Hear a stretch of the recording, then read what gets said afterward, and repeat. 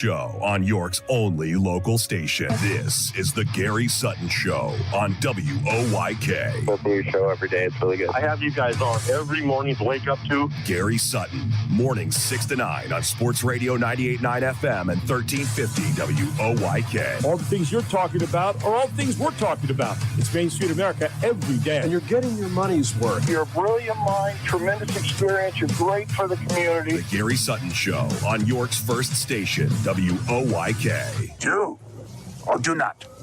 There is no try. Now, broadcasting live from WOYK's downtown York studios inside Wellspan Park, here's Gary Sutton. I know about all the lead-in quotes that we have. That one I do not know. What is that from, Mark? I want to say it is from the second one. The second one what? Well, it was the first Star Wars.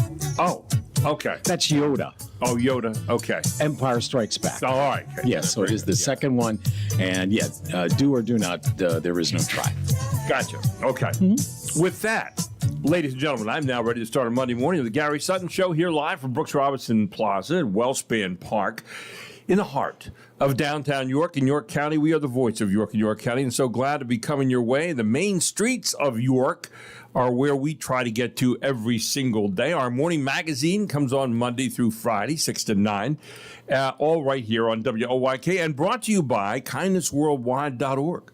Yeah, what are you going to do to bring more kindness into your sphere of influence today? Don't forget, we are having a Pack the Park for Kindness coming up on Thursday, August 20th. Get your tickets now. Ladies and gentlemen, please get your tickets now and take part in what is going to be a fun, great night of just celebrating kindness. And you can find out more about it at kindnessworldwide.org. You can get your tickets there or at yorkrevolution.com. Or you can get your tickets by coming up here to the Shipley box office and doing that during the day. Also, Ian Stein and Sparler, attorneys at law. You know, when it comes to estate planning and estate administration, all of us are going to have to do that at some point in time, or maybe family law, business law, elder law, municipal law, military law. Ian Stein and Sparler has been helping York County since 1937. They want to get to the people on Main Street as well and let you know that you can walk through their door and get legal representation and legal help anytime, Monday through Friday, 8:30 to 5 o'clock. They are ready to help you. You can give them a call at 717-846-8811. They're at 117 East Market Street here in York. I'll spit it out. Ian Stein and Sparler, attorneys at law.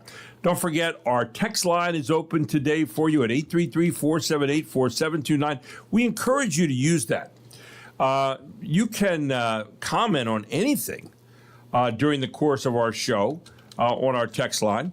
So just simply dial 833-478-4729 and put down any comment you have. Remember, it is a family show, and we certainly want to make sure we do that in a nice way. But anyway, we welcome you to get in there on that.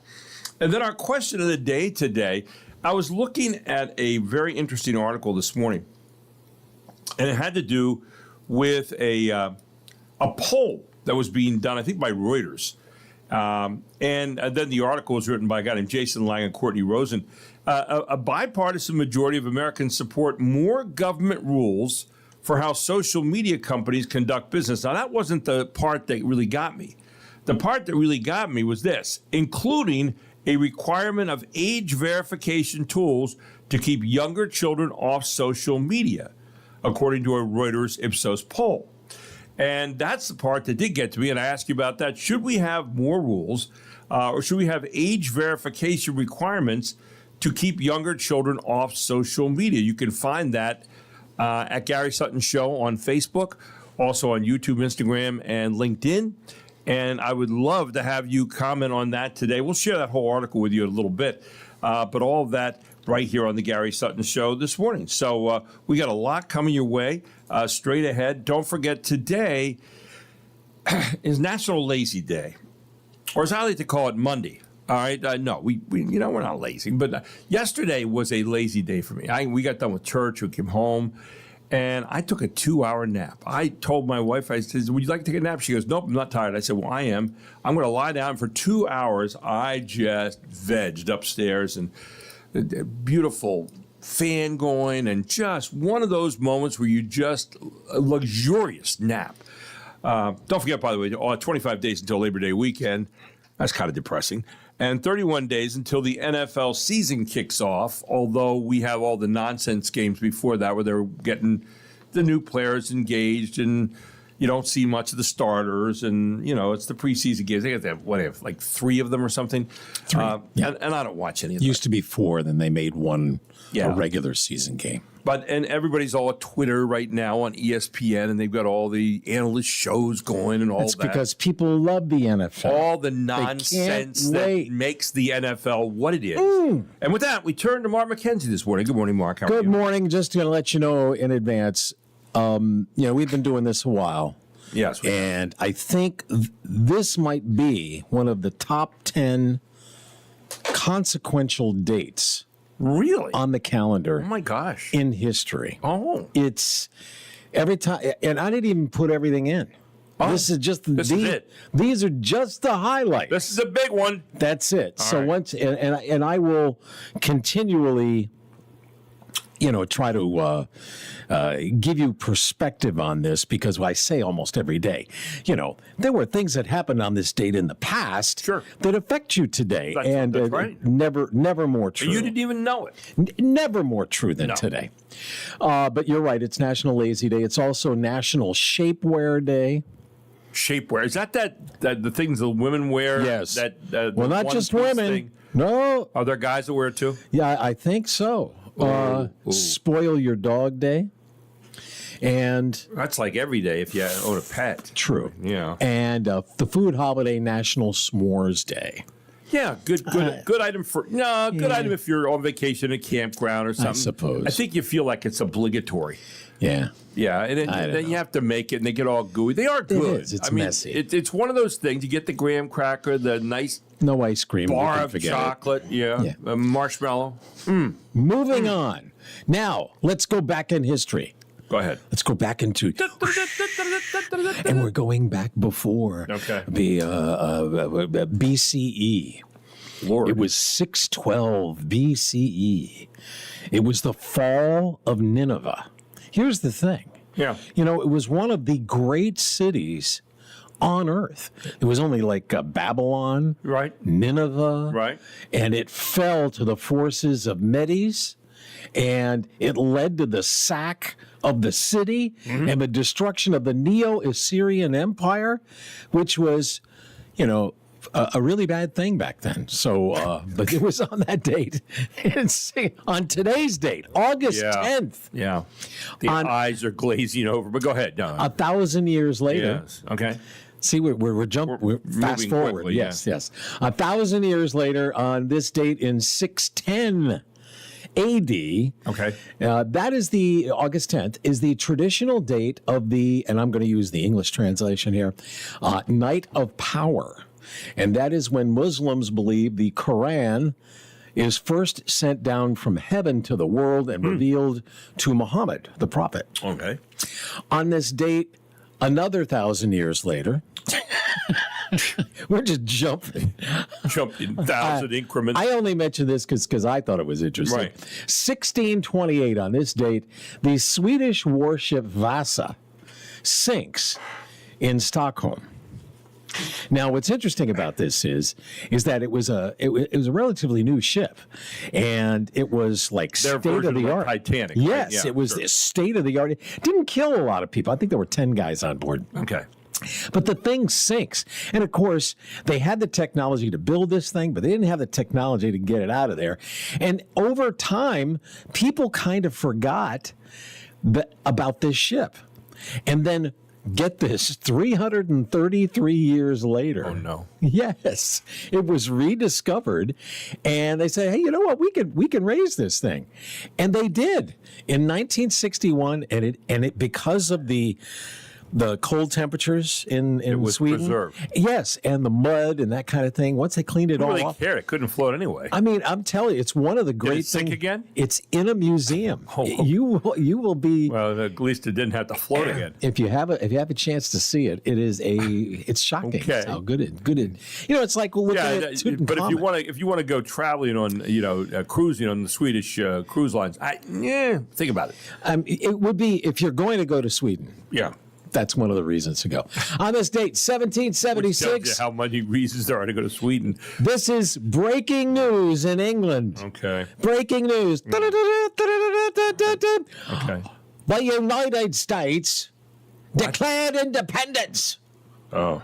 It finally reaches London. Okay. It's breaking news. Okay. That's more Cockney. That was than very Cockney.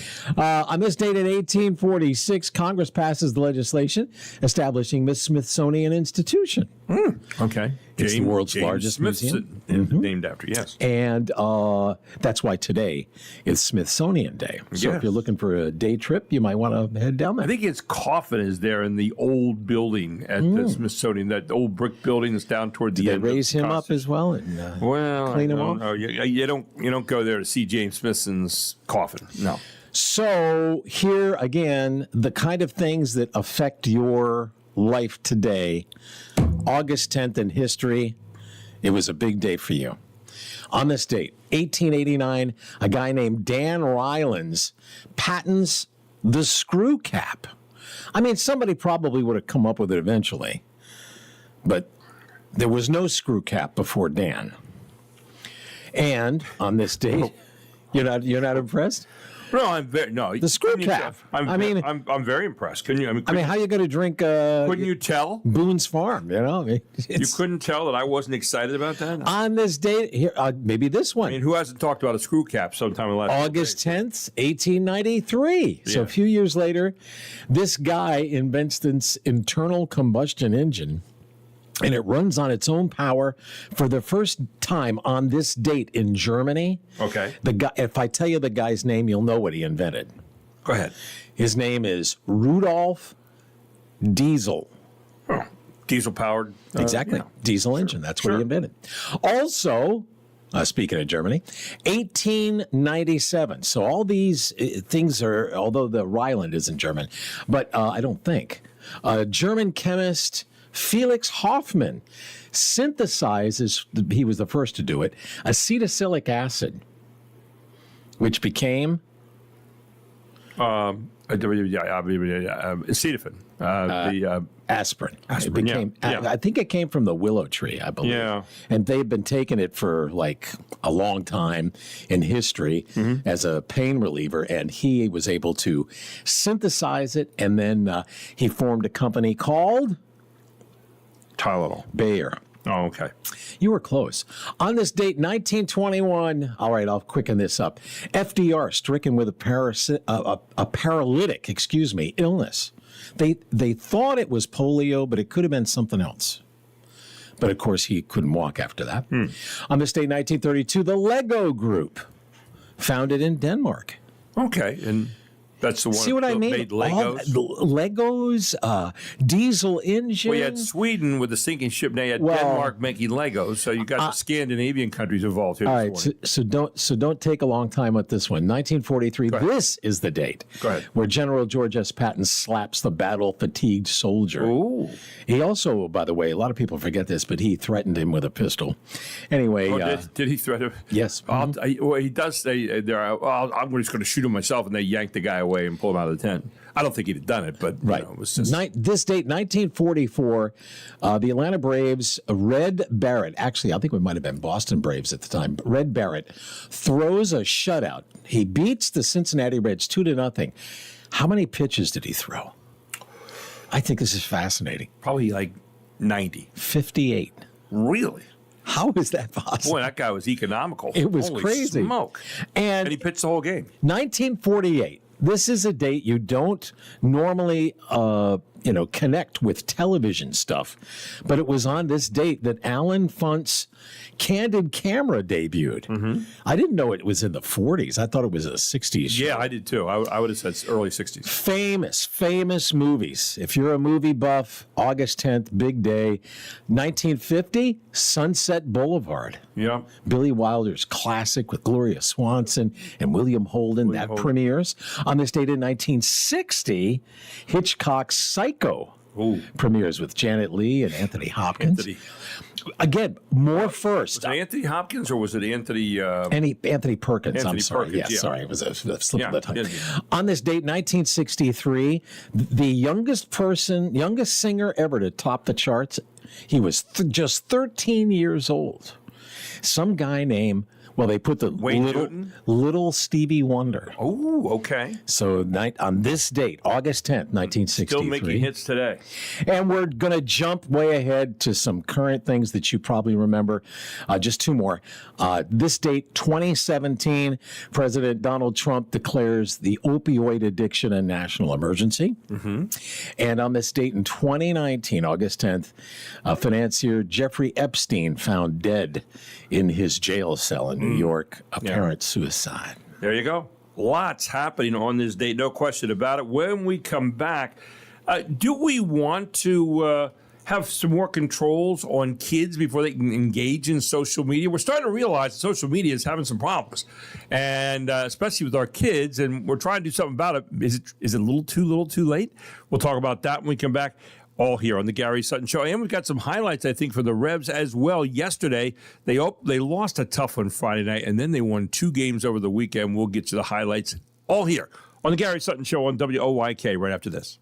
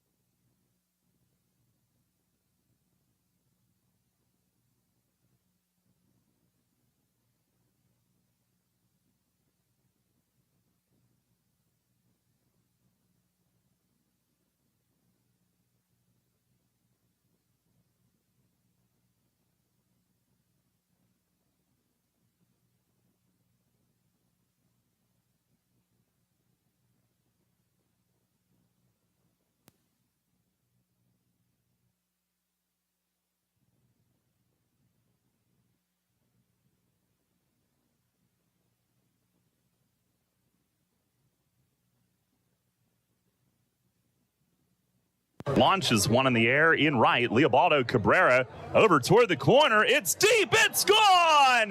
Tomo with a leadoff home run to start the day. Welcome back to the lineup, Tomo Bonds. shows himself right away. It's his 9th home run of the year, the 5th leadoff home run of his Revs career, which ties a franchise record. And the Revs with a 1-0 lead, 2 pitches into the game. Pitch. Swinging a fly ball, center field, hit pretty well. Carr going back, deep right center, jumps and can't get it. Off the wall and in play. All 3 runs are going to score. And Ross on his way to 30 dives in with a triple. Clears the bases and bangs a triple off the wall in right center, and the Revs take the lead here in the 5th inning. 5-3 to score. He fires, and a check. Appeal out by Short. Yes, he did!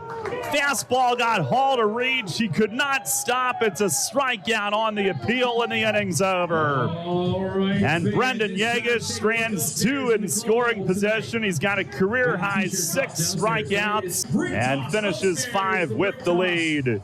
Pitch, and a swing and a bouncer to first. One hop, Teeters steps in the bag. Game over. Not today, you don't. Josh Malaris with save number 7, and the Revs take the final 2 in Hagerstown here this weekend, winning today 8-5 the final. And the Revs will at least maintain that 4.5 game lead heading to Long Island on Tuesday night. They're the league's first team to 60 wins this year, 60-35, 25-7 in the second half. Brendan Yegish, career win number 1. He allowed 3 runs, all on solo homers over 5 innings of work. He only surrendered 2 other hits and struck out a career-high 6, including a clutch punch-out to end his outing when he got Derek Hall on a check swing to strand 2 in scoring position in the 5th, maintaining a 2-run lead at the time. Brendan Yegish with his first win as a Rev. The Revs improved to a league best 60-35, as Darryl said, and maintained their 4.5 game lead for first place. Now 25-7 in the second half. And, you know, it was kind of weird, Mark, and I did not know this. York picked up its first series win against Hagerstown this season. They've lost every series up until that point. In fact, they closed with a series mark of 7-8 against Hagerstown. When you think last year they just bombarded Hagerstown, that was quite a difference this year. And they were 6-6 at Meredith Park down there in Hagerstown. The Revs have won 17 of their last 21 games, 22 of their last 27, and they are now 28-7 since June 30th. I mean, they have been red hot. They've also won 12 of their last 13 games on the road. And Sunday, so tomorrow night, if you want to come out for a historic game, Sunday marked the 2,499th regular season game in franchise history. So if you come out, you come out the game tomorrow night, you have to go to Long Island because that's where we're going to be playing in Long Island for the next 6 games. But that'll be the 2,500th game that the Revolution have ever played since 2007. There you go. So kind of interesting. 6-game series opens up tomorrow night at 6:35. Julian Costa going for the Revs. He's been pretty good. 6-2, 4.73 ERA, a little bit higher than he would have liked. But and they'll be on tomorrow night. I think 6:15 is airtime. 6:35 first pitch out in Long Island. Okay, and Darryl will have all that action for you. Big series coming up. 4.5 up, with Long Island being in second place, the Revs could pretty much do them in. Third place is very distant right now. 9 games back is Hagerstown, or 9 games back is Lancaster, who's moved to 16-16. So there you go. But the Revs, 2 out of 3 over the weekend, after losing a heartbreaker on Friday night. So you were saying that one of the pitchers got picked up? Yeah, there was a pitcher. He pitched 1 game here in York. It's amazing. And I mean, he pitches 1 game, and he gets picked up by the Atlanta Braves organization. And I want to go right over here. Tanner Bauman. We hardly got to know you, Tanner. I mean, it was like Tanner Bauman comes up here and pitches 1 game, and he's been purchased by the Atlanta Braves. It was announced over the weekend Bauman becomes the franchise record 8th member of this year's roster to have his contract purchased by a major league organization. Did you say record? Yeah, it's a record number? It's a record number for us. Wow. Yeah. So I wonder, just looking at like some of the problems that the Phils and like Orioles are having, if there wouldn't be dipping into the well that's available, trying anything at this point. Well, they might be dipping into the well, into the minors, and then they need to replace those pitchers that they take up. And so it's kind of like, filling in the dominoes a little bit, I guess. This guy was signed with the Revs last Wednesday. He made one appearance the following night. He allowed one unearned run without a hit and struck out one batter in his inning against Long Island. He pitched one inning for the Revs, and he got picked up. 1 inning, one batter struck out, one unearned run, and he is now headed off to Hudson Valley in the New York Yankees. Oh, no. He spent most of the season with High A Hudson Valley in the New York Yankees. So I guess they were watching him. Just picked him up again. So he's, still he's been bouncing around there. But, we can say, hey, he was a Rev for a day. We hardly knew you. Yeah. But, Tyler, good luck with all of that. Now, I was telling you about that poll I was looking at this morning, the Reuters Ipsos poll. And a lot of people are starting to say, you know what, maybe we let kids, get with this smart device a little too much too early. Maybe we have them absorbing too much information. Maybe social media is a little too much. And a bipartisan majority of Americans support that. They want more government rules.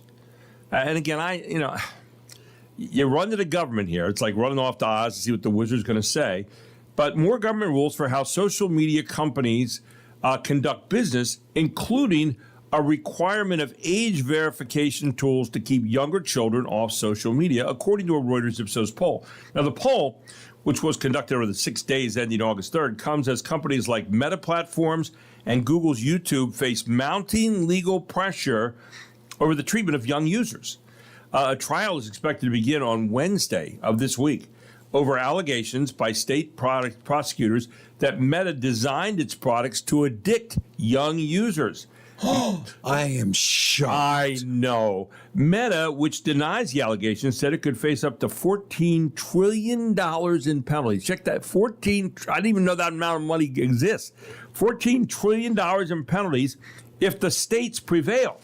A New Mexico state court on Thursday separately ordered Meta to pay $567 million into a teen mental health fund and change how its platform functions for young users after finding the company is to blame for harming kids' well-being.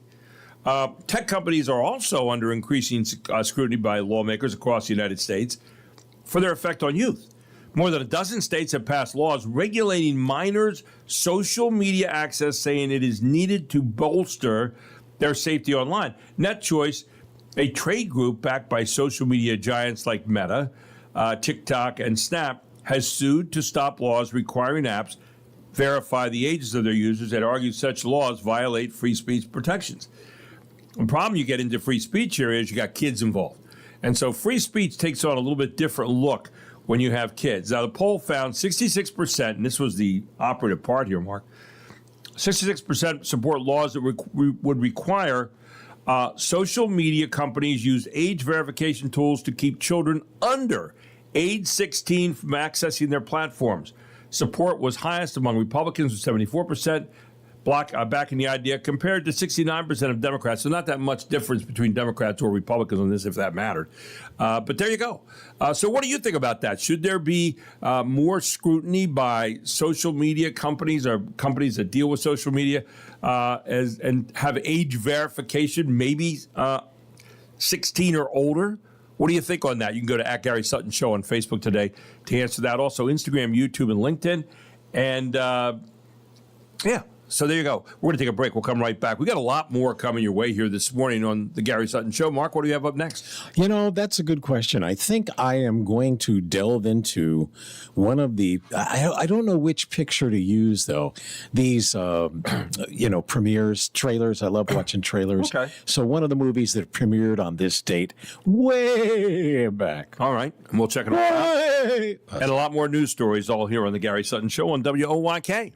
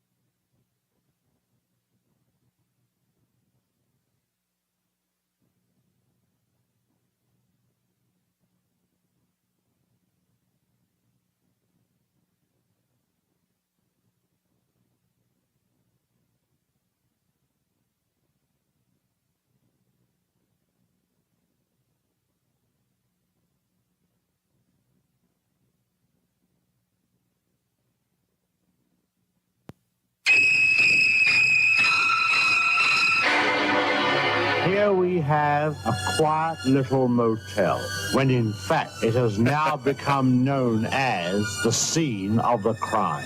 Do you have a vacancy? Oh, we have 12 vacancies. You know, if it's the first place that looks like it's hiding from the world. I think that we're all in our private traps, clamped in them. Pure Alfred Hitchcock. He was right in None of us his can ever get wheelhouse. out. Is anyone at home? Oh, that must be my mother. Is anything wrong?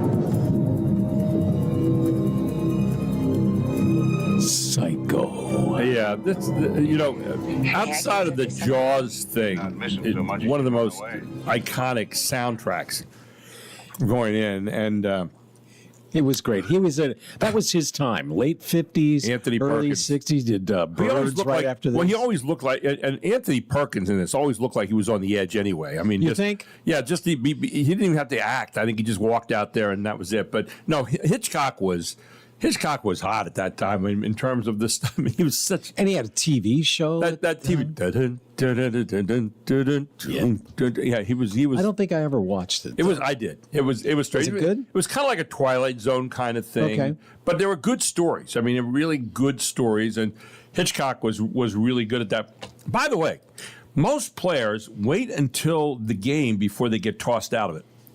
However, this was one of the weird stories of the weekend. 4 umpires were walking to the plate. You know, a man walks into a bar. 4 umpires were walking to the plate ahead of Sunday's series final between the Atlanta Braves and New York Yankees, right down yesterday. On their journey, Dan Merzel, who's one of the umpires, stepped back, pointed towards someone in the Braves dugout, and tossed them from the game before it even got started. What did he hear? It was Atlanta starting pitcher Chris Sale, who was ejected from the game. He pitched Saturday, so he wasn't playing Sunday, but was apparently chirping to the umpire crew about a controversial balk call from his start on Saturday that he did not agree with. And apparently the umpires still thought that they had it right because they tossed his butt before the game even started. Sale was called for a balk in the bottom of the 5th inning on Saturday by Merzel, who was behind home plate. The game was tied 2-2, but because New York had a runner on third, the balk forced the runner to the plate for a Yankees lead. And so Sale was still mad about that. And there you go. So he was tossed out. He's persnickety anyway. But anyway, tossed out before the game even starts, and you're not playing in it. Think about all the factors in that thing. Yeah. Interesting. It was interesting. I thought it was too. So there you go. Yes. What else? Well, what else do we have going on this morning? We've got other stuff. You said something about you said something about that movie, I guess. Here's this. This is weird. I don't know what to make of this particular story. A plan to limit vertical drinking is decried by pub landlords and UK politicians. What's vertical drinking? Well, that was what my question was, too. And so a proposal to limit vertical drinking, a bureaucratic euphemism for having a pint while standing, has turned into a political headache for one local government council in London. Politicians from Prime Minister Andy Burnham to London Mayor Sadiq Khan have piled in to decry the idea from Westminster City Council, which is responsible for licensing pubs and restaurants in the West End, a nightlife pub popular with tourists and locals. Now, a feature of many of those pubs is the crowd of drinkers who mill around sharing drinks with friends, often spilling out onto the street on warm spring and summer evenings. Leslie Lewis, who has run the French House pub in Soho for 37 years, said discouraging that tradition would only drive customers to other parts of the city. Quote, "We rely on those people standing up with the rates taxes put upon us."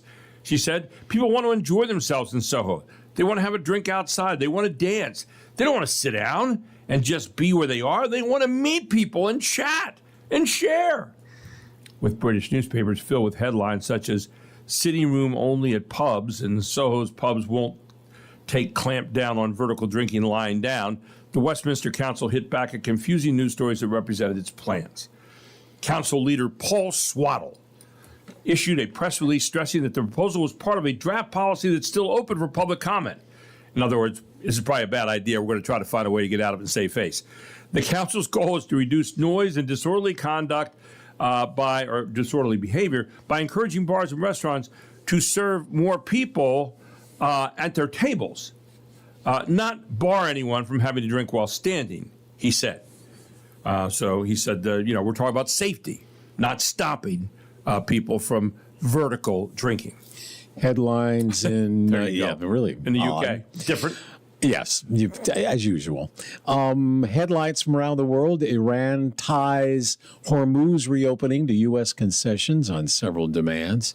And the U.S. from flash flooding to wildfire danger. Extreme weather targets U.S. Had some really crazy storms on Friday. Matter of fact, I think it was the first time I came upon, this was Friday afternoon, and a heavy downpour in Lancaster County. Matter of fact, I think Columbia got like almost 5 inches of rain in less than an hour. And I came upon a intersection, a high traveled intersection, and I couldn't see in front of me, because of the traffic, but the light would turn green and nobody would move. And I'm like, what is going on? I know it's raining, but, why isn't anybody moving? Well, once a few cars, they actually turned around, and I thought, oh, good. Well, I can go through and I'm like, oh, my Lord. It was bad. Yes, it was. And I don't have a pickup truck or an SUV. I've got a regular sedan, and I was not going to drive through that. So I also turned around, and I wasn't alone. There were videos on Facebook.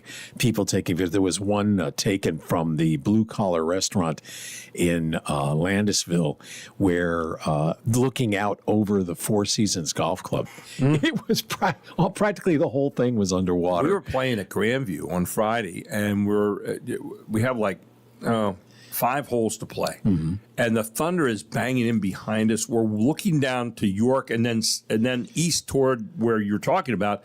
Last I'm sure glad we're not in downtown York right now, but nothing was happening to us around us. So we got to the 15th hole, and it looked like it might be clearing up, and all the bad weather was over there in the east. So we kept on playing. Didn't get a raindrop until we walked off the 18th hole. It was unbelievable. But it's really weird to watch other places getting drilled, and you could hear the thunder. But we didn't see any lightning, and so we kept on playing because we're guys. And so that it was really, really weird. By the way, here is a really cool something good out of Chicago. Okay, a deluge of 90,000 rubber ducks was poured out of a truck and into the Chicago River on Thursday, then bobbed along a stretch of the skyscraper-lined river in the annual Chicago Ducky Derby that raises thousands of dollars for charity. Didn't they have one of these some years ago on the Susquehanna? Used to do it every year. Yeah. Now, the truck dumped the ducks from one side of a half-raised bridge after forming a yellow pool in the river. Not the kind of yellow pool is normally in the Chicago River, but the ducks floated for around 15 minutes before a winner and runner-up were plucked from the water. Now, the annual event is a fundraiser for Special Olympics Illinois. Draws thousands of participants. At an accompanying festival, participants snapped pictures with inflatable ducks and doodled on a chalkboard under the prompt, "I adopt the duck because." Some sported rubber duck printed shirts. But 90,000 ducks on the Chicago River. I thought that was really a nice thing. And again, supporting Special Olympics, which is obviously a great cause. I saw a couple of interesting sports stories. One, former Warriors coach Don Nelson, former Celtic too, dies at the age of 86. And another young guy wins the latest golf tournament. Was it Brennan that won yesterday? Yeah. I guess he'd won like one other one last year. There was like nobody in that tournament that anybody really cared about. Well, but still, you go win. Yes. Carson Baca, by the way, finishing tie for 11th from York, Central York here. He shot a 67 yesterday in the Corn Ferry Tour. And I had a chance to kind of communicate with him last night. We're going to try to have him on the program this week. Oh, that'd be good. We're going to try to get him this morning, but he's on a plane this morning off to the next location. But he was very nice. Shot 67 yesterday, had 1 bogey and 5 birdies. See, I'm wondering, and finished 13 under. Did they get tired of playing golf? I think some people do, but I think when you're playing for a living and that's what you're doing every week, and you get into a routine, it's kind of like us. But we enjoy so much what we do. I know you do 10 times more than even I do. But no, kidding. But we enjoy doing what we do, and I guess if that's your passion, there you go. That's got to be tough though. That's got to be tough. Now, Every day. I think, and then it's not just, you're not playing it for enjoyment. Right. You're playing it because, that's how you make a living. by the way, the guy that won on the Corn Ferry Tour yesterday shot like 11 under yesterday. It was like 21 under for the tournament. Oh my God! Well, that's Baca finished at 13 under, which is pretty darn good. But the Wyndham guy, Brennan. I think he got a birdie on the final. I think he was 22 under. Yeah. But this guy came out of nowhere yesterday, and there are some former players like Cameron Champ was playing in that tournament yesterday, and Carson Baca beat him. So some of these guys from the NBA, from the good grief, from the PGA. Yeah, no wonder. The PGA play on the Corn Ferry Tour, which is the second tour down, or the first tour down from the PGA. You're trying to earn your card, and that's what Carson's trying to do there. So anyway, former Central grad. I got birthdays coming up next. There it is, all here on the Gary Sutton Show, where it is 6:48.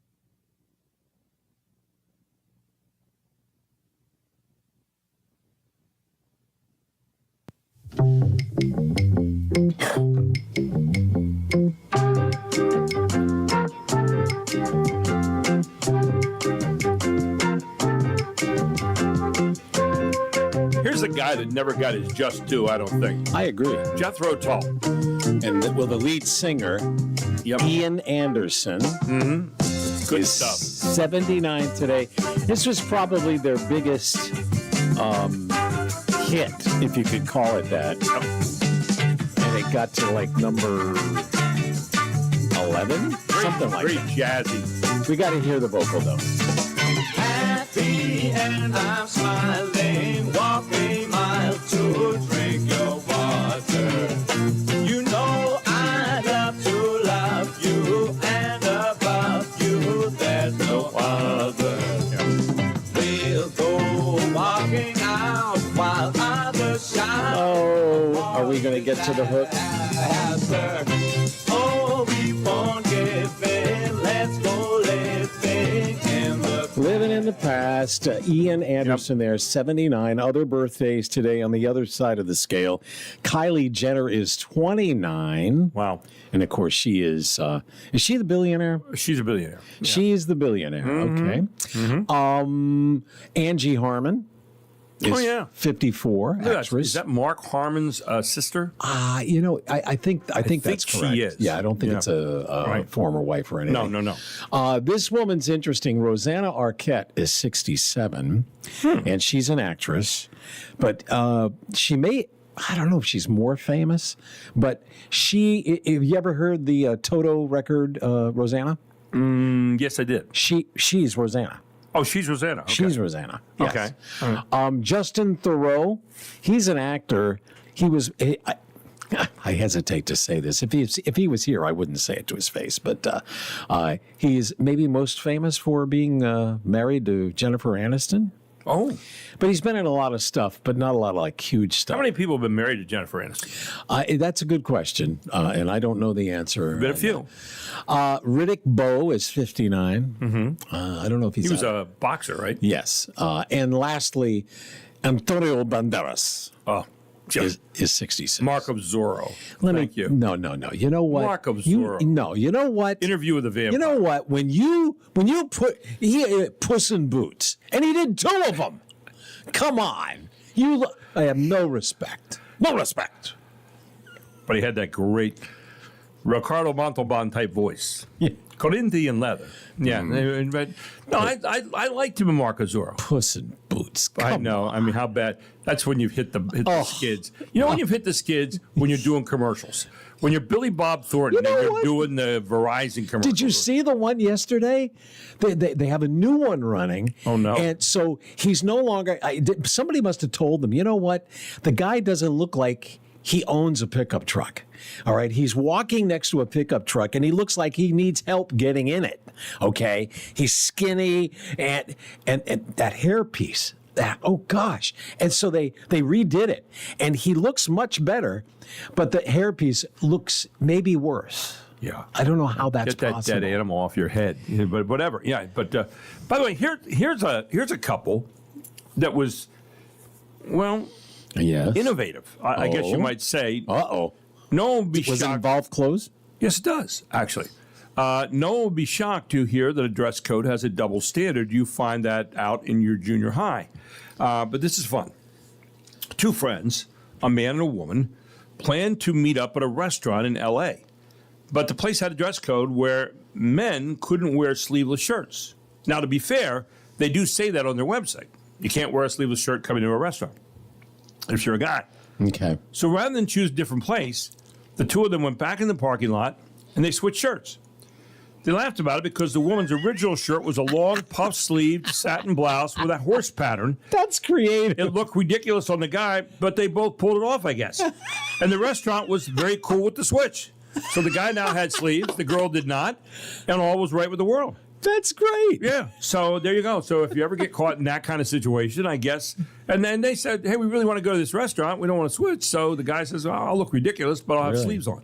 So there exactly. You go. That just there seems, you go. It seems like an odd thing to draw the line at. Why is that we want, guys have to wear sleeves, but women not? It's just how we look at people, how we look at genders, I guess. I suppose. Were you a Mac or IBM? IBM. IBM, yeah. If you have a Mac, you should know, because I guess this doesn't happen that often, but there is an update in tech news.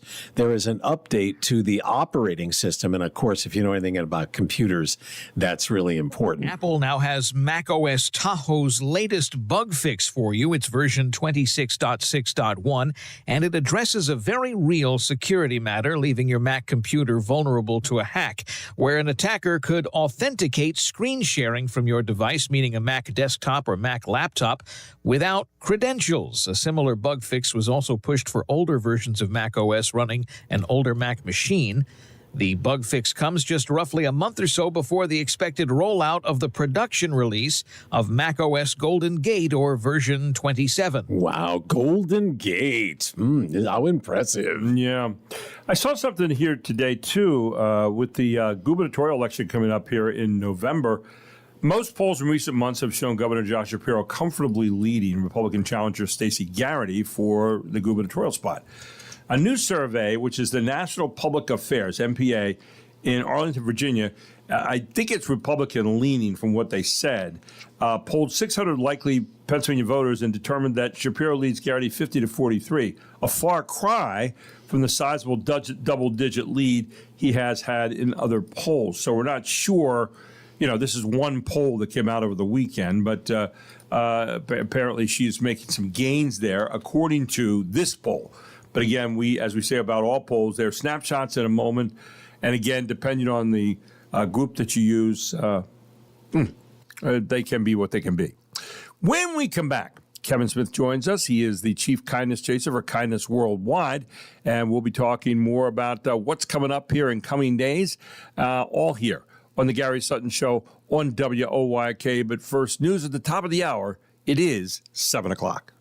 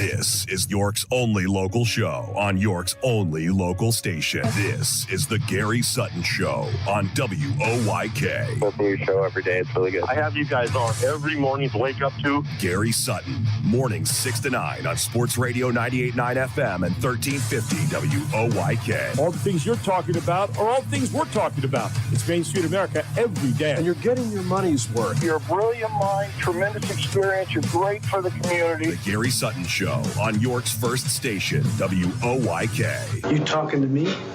Well, I'm the only one here. Now, broadcasting live from WOYK's downtown York studios inside Wellspan Park, here's Gary Sutton. And welcome back to the Gary Sutton Show here on WOYK on a Monday morning. Hope you had a great weekend. Really do. I had a wonderful weekend. All kinds of good times over the weekend. And just a lot of good things going on. Our show, by the way, brought to you by Inside and Sparler Attorneys of Law and KindnessWorldwide.org. What are you going to do to make the world a kinder place around you today, huh? What are you going to do? And with that, we turn this morning to Kevin Smith, the Chief Kindness Agent for KindnessWorldwide.org. And Kevin and I, and his brother-in-law, Michael Binko, and Paul Minnick and his wife, Paul, of course, a judge here in York County, and my wife, my sister and I, had dinner Saturday night. We put it out on Facebook, by the way. But we had dinner at a little place called the Yorktown Pizza along Roosevelt Avenue, where a young man making a go of it. They are open 11 to 10, 7 days a week. 11 to 10, a brand new ownership there. And this guy drives back and forth to Monium, Maryland. But you talk about a guy that was thankful for us stopping in the other night. But we had a 28-inch pizza that, 6 of us shared. Actually, 7 of us when Michael came, but Michael only took one bite. And it was unbelievable. Kevin, good morning. Your reaction to the 28-inch pizza the other night. Well, good morning, Gary. Well, it was a wonderful evening Saturday. Thank you again for the invitation and the hospitality. But you know I'm a go big or go home kind of guy. You are. And 28-inch pizza is pretty big, and Right. one slice is pretty huge. Yes.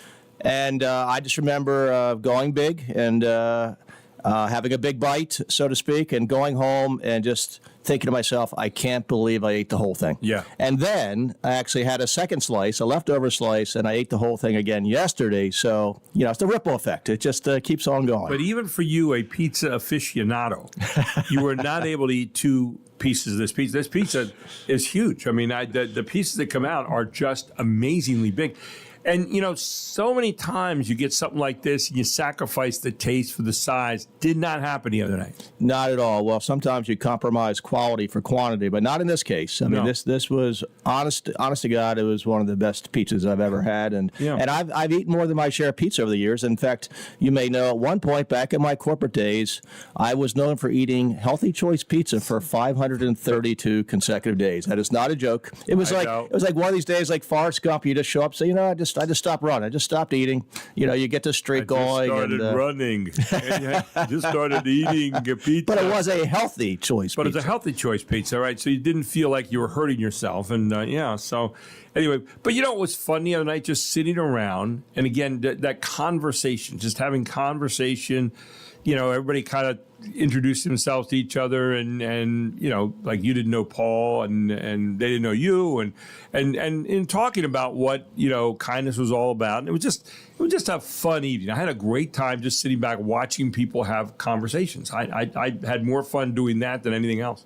I really enjoyed it as well. Well, nothing better than meaningful conversation with old friends and new friends. It was wonderful to meet Paul and his wife and also to see his kindness in action. And as we talked about kindness and his philosophy and how he treats people from the bench and just a good man. I really just had a wonderful evening and thank you so much. It was just a great opportunity to come together and have great conversation and to have some very big pizza and very good pizza. Yeah, so if you need a little conversation piece, get no pun intended. 6 or 7 of your favorite people and head on over to Yorktown Pizza right there in Roosevelt. I push it because I love to see young people, and I think his uncle owns the place, but this guy, Anouf, is there. Anouf, and I'm hard-pressed to think of his last name right now, but Anouf doing a great job. He was so thankful that we were there and just loved the fact that they could serve us. And he was, how was the pizza? Was everything okay?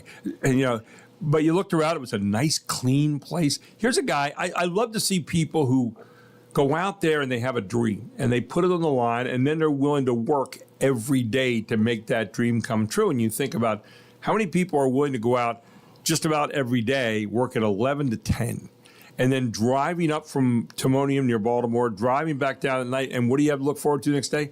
You're going back to work again. That is pursuing a dream, and that's pretty cool. And then being able to be kind in doing that to people, have good service, have a smile on your face instead of saying, oh, it's another day. Got to be here doing this. That wasn't the attitude at all. I always talk about going the extra mile.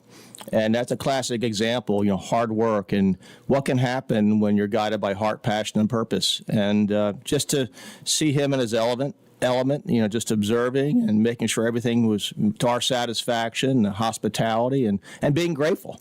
Gratitude is certainly one of the characteristics of kindness. It's the first one listed for a reason, but you could tell he was very appreciative of us being there and as were we for the meal that we had, the conversation we had. So again, it was a wonderful evening, a lot of kindness all around, a culture of kindness clearly that was observed firsthand in the restaurant that evening. Here's a kindness story for you this morning, Kevin.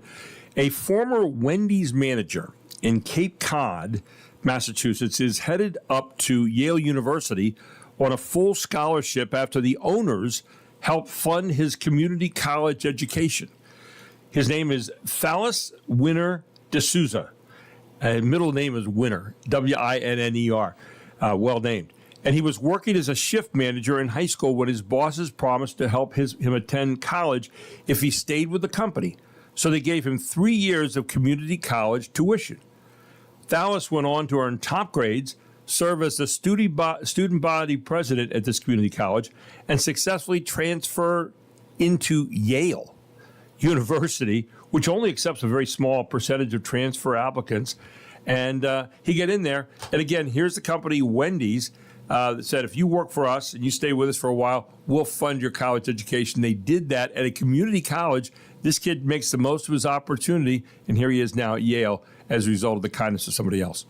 Well, I'm a big fan and proponent of incentives and positive reinforcement, and what a great example. And certainly kindness is all throughout that story. And, here, I always say, how do we get more kindness in the world? I mean, we all recognize we need more kindness. Well, again, incentives matter. So we encourage it, we recognize it, we reward it, and we celebrate it.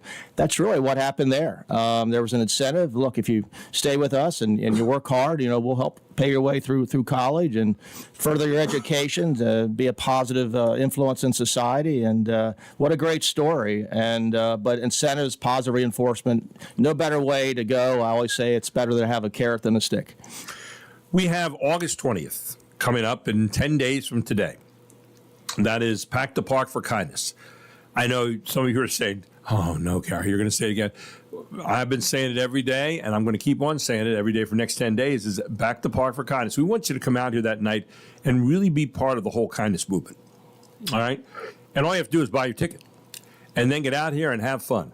Because there's going to be a lot going on that night, but you can buy your ticket over here at the Shipley Energy box office. You can buy it at YorkRevolution.com. You can go to kindnessworldwide.org.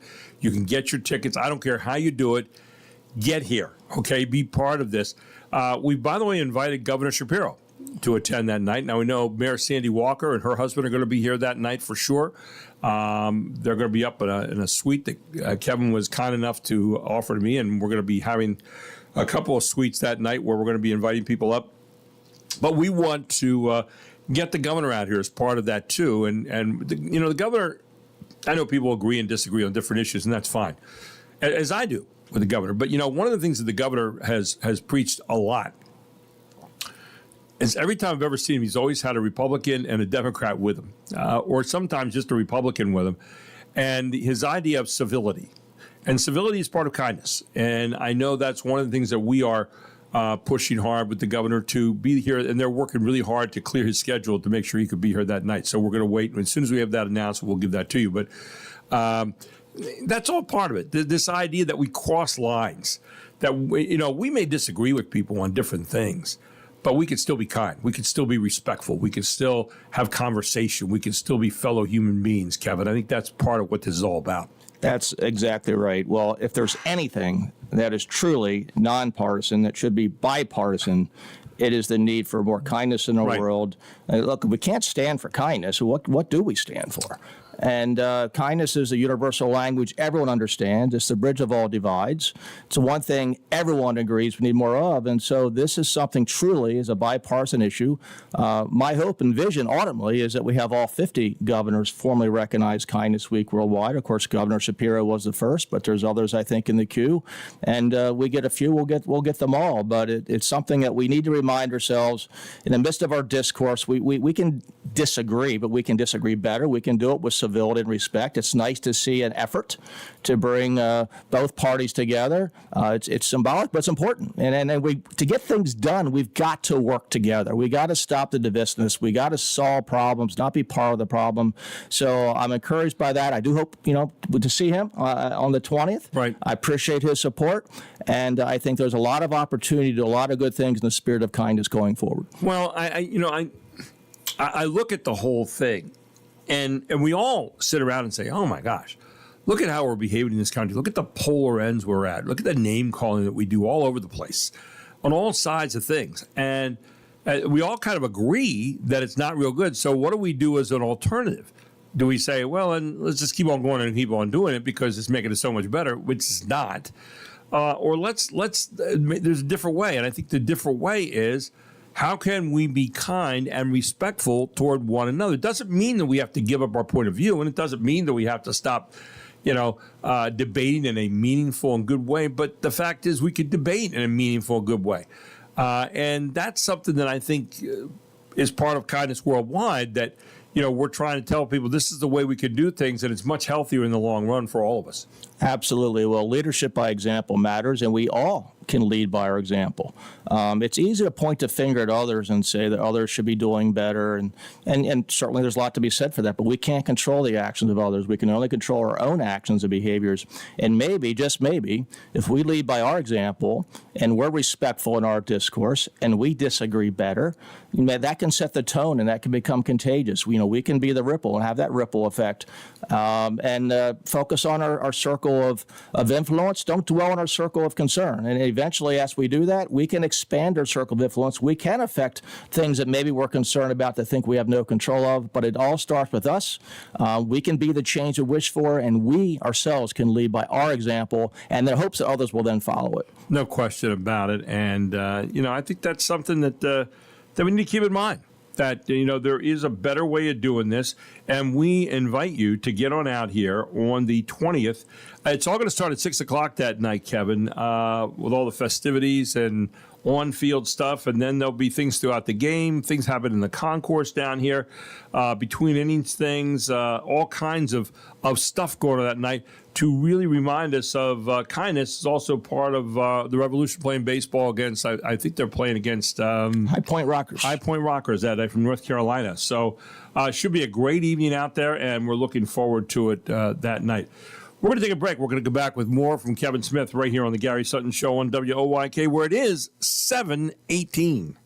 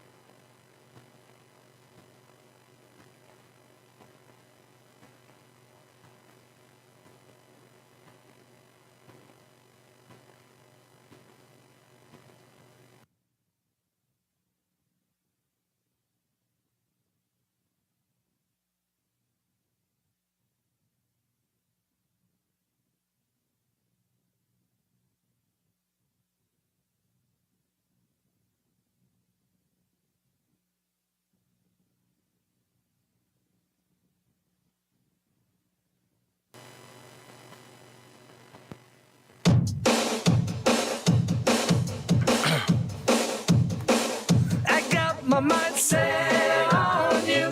I got my mind set on you. I got my mind set on you. Got my mind set on you. But it's gonna take money.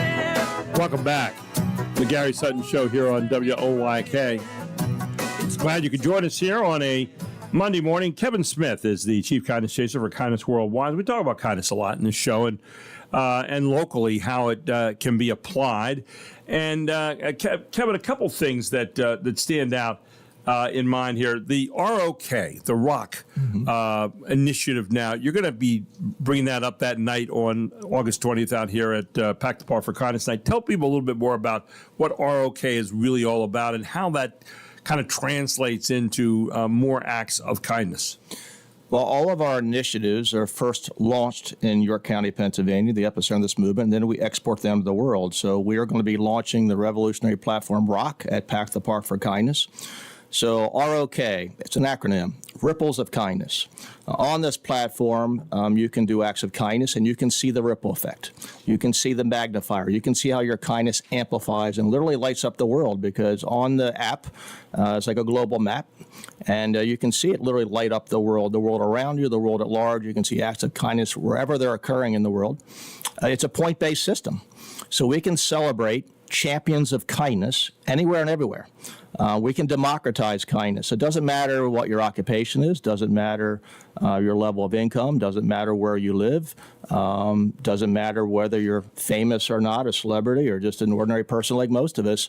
Anyone can be a champion of kindness. And we want to celebrate champions of kindness. We want to recognize champions of kindness. Over time, we will have the ability to recognize our champions of kindness by zip code, by organization, by school or state or country, and then recognize them. We have a vision to have an annual celebration over time, similar like the ESPYs, the Rockies. Where we can celebrate the top acts of kindness related to animals, or pet rock, so to speak. We can celebrate, different categories of kindness and make it a very uplifting event and make it contagious. Let's ripple kindness outwards. And again, York County is the epicenter. We can be throwing a rock at a pond creates a splash and creates a lot of ripples. And that's what we want to do with this platform. And we hope to get 1,000 users sign up at Pack the Park, 1,000 points of light, so to speak, and shine our light throughout the stadium and to the world, making a statement as a community of what York County is all about. I was reading a story this morning, and you think about, people say, well, what kind of acts of kindness go above and beyond the call of duty? Because a lot of people hear this segment, they'll say, well, we're doing regular stuff every day to be kind, and we are. And most people are, doing, maybe it's holding the door for someone, maybe it's, whatever it might be. But I was reading this story today while going through a divorce. This guy writes this letter named Jamie Boleyn from Emmett, Idaho. Writes this letter and says, while going through a divorce, my mother fretted over her new worries, no income, the same bills, and no way to afford groceries. It was around this time that she started finding boxes of food outside our door every morning. This went on for months until she was able to land a job. We never did find out who left the groceries, but they truly saved our lives. You think about stories like that, where it's anonymous, where someone does paying it forward at a drive-through.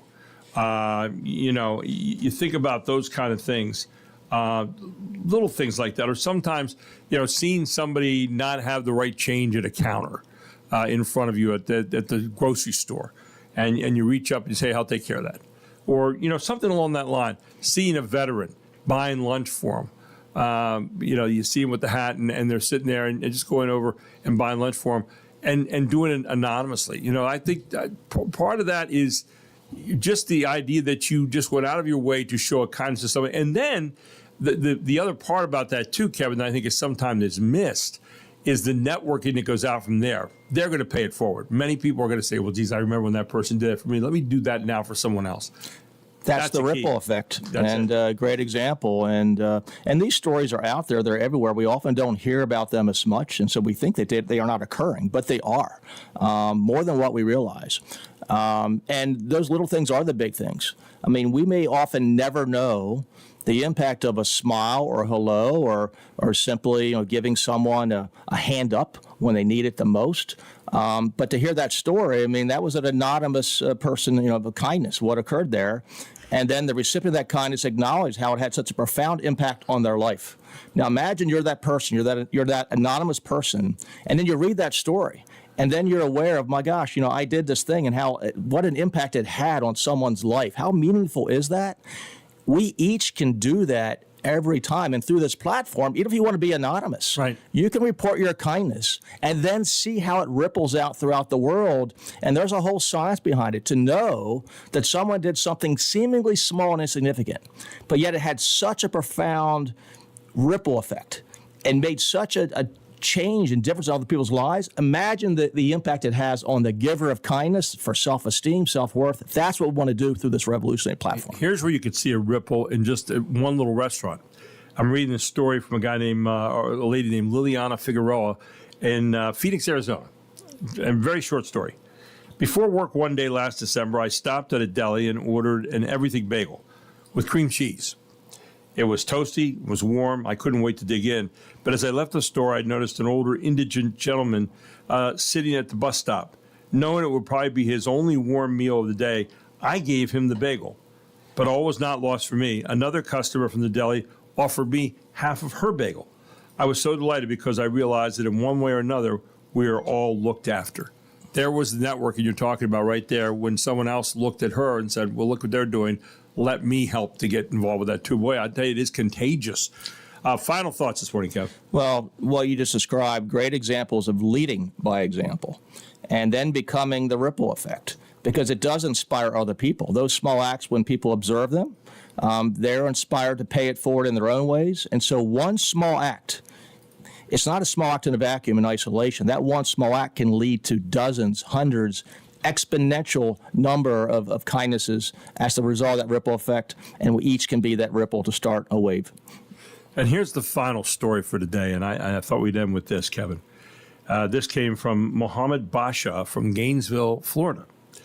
As I walked through the parking lot, all I could think about was the dire diagnosis I had handed my patient Jimmy, pancreatic cancer. Just then, I noticed an elderly gentleman handing tools to someone working under his stalled car. That someone was Jimmy, the guy I had just given that diagnosis to as a doctor. Jimmy, what are you doing? I yelled out. Jimmy dusted off his pants. He said, my cancer didn't tell me not to help others, Doc, he said before waving at the old man to start his car. The engine roared to life. The old man thanked Jimmy and drove off. Then Jimmy got into his car and took off as well. Take-home message, kindness has no limits and no restrictions. What a great uplifting way to end the segment. I mean, I love hearing these stories. They're everywhere. We need to talk about them. We need to share them. We need to perform them. And it will become contagious. And that's how we change the world, one act at a time, one community at a time. Bring those stories August 20th here to Wellspan Park. Pack the park night. Get your tickets right now, kindnessworldwide.org, or at York Revolution, or stop by the Shipley Energy box office every single day. It's open here at the stadium. Kevin, great segment this morning. Thank you so much. Keep up all the great work. And we hope that we can see everybody out there on August 20th. Thank you, Gary. Looking forward to seeing this whole community take a stand and show up in large numbers at Pack the Park for Kindness next Thursday. There you go. Looking forward to it. Kevin Smith here on the Gary Sutton Show on WOYK. We'll take a break. We'll come back with more news right after this.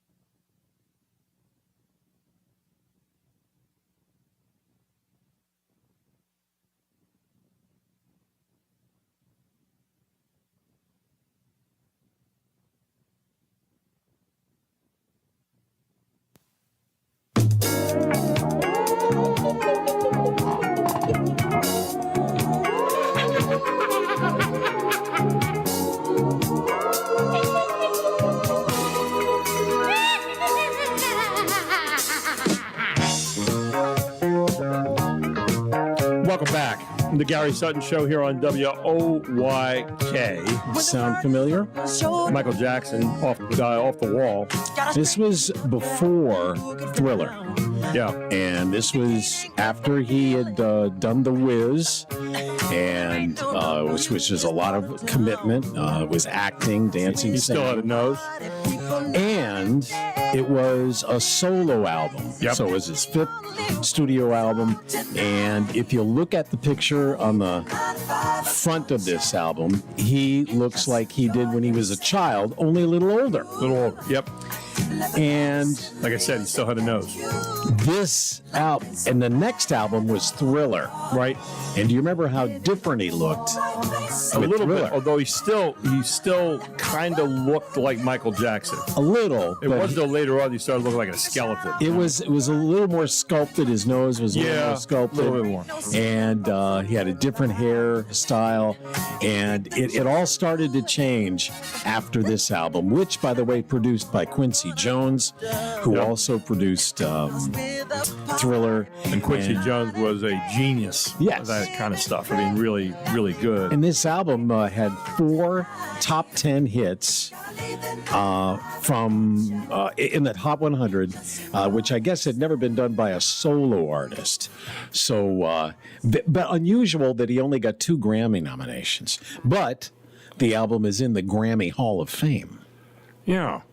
And it was released, this is the key, it was released on this date in 1979.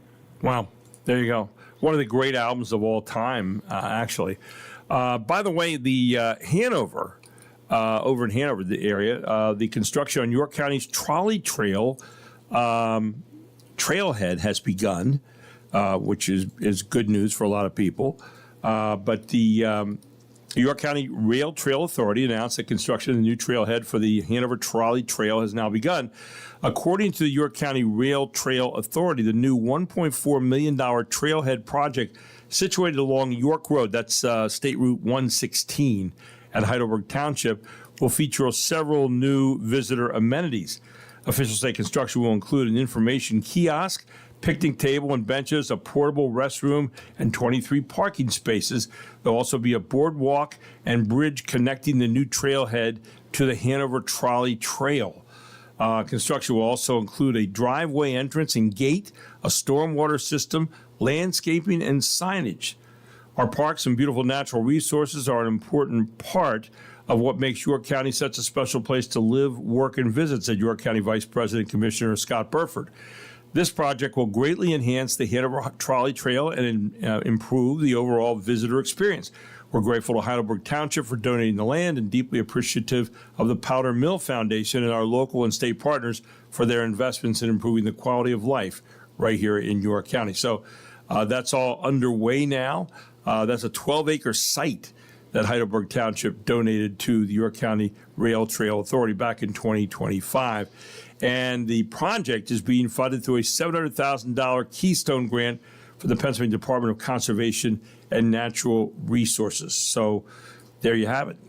Some local news that's happening here, right here in the area, over in the Hanover area. Now, you and I are always fascinated by particular items that have historical value. Mm-hmm. Yep. And usually when they come up for auction, you know, I don't think we put a money value on it, but some people do. And obviously with an auction, you get to hear who usually, maybe you don't know who bought it, but you know how much for. And it's always interesting to see these items come up for bid. Whitney Houston's estate is teaming up with Julian's Auctions for an auction of some of the late icon's most memorable pieces, with 100% of the proceeds going to the Whitney E. Houston Legacy Foundation. The collection spans some of the biggest moments of Houston's career.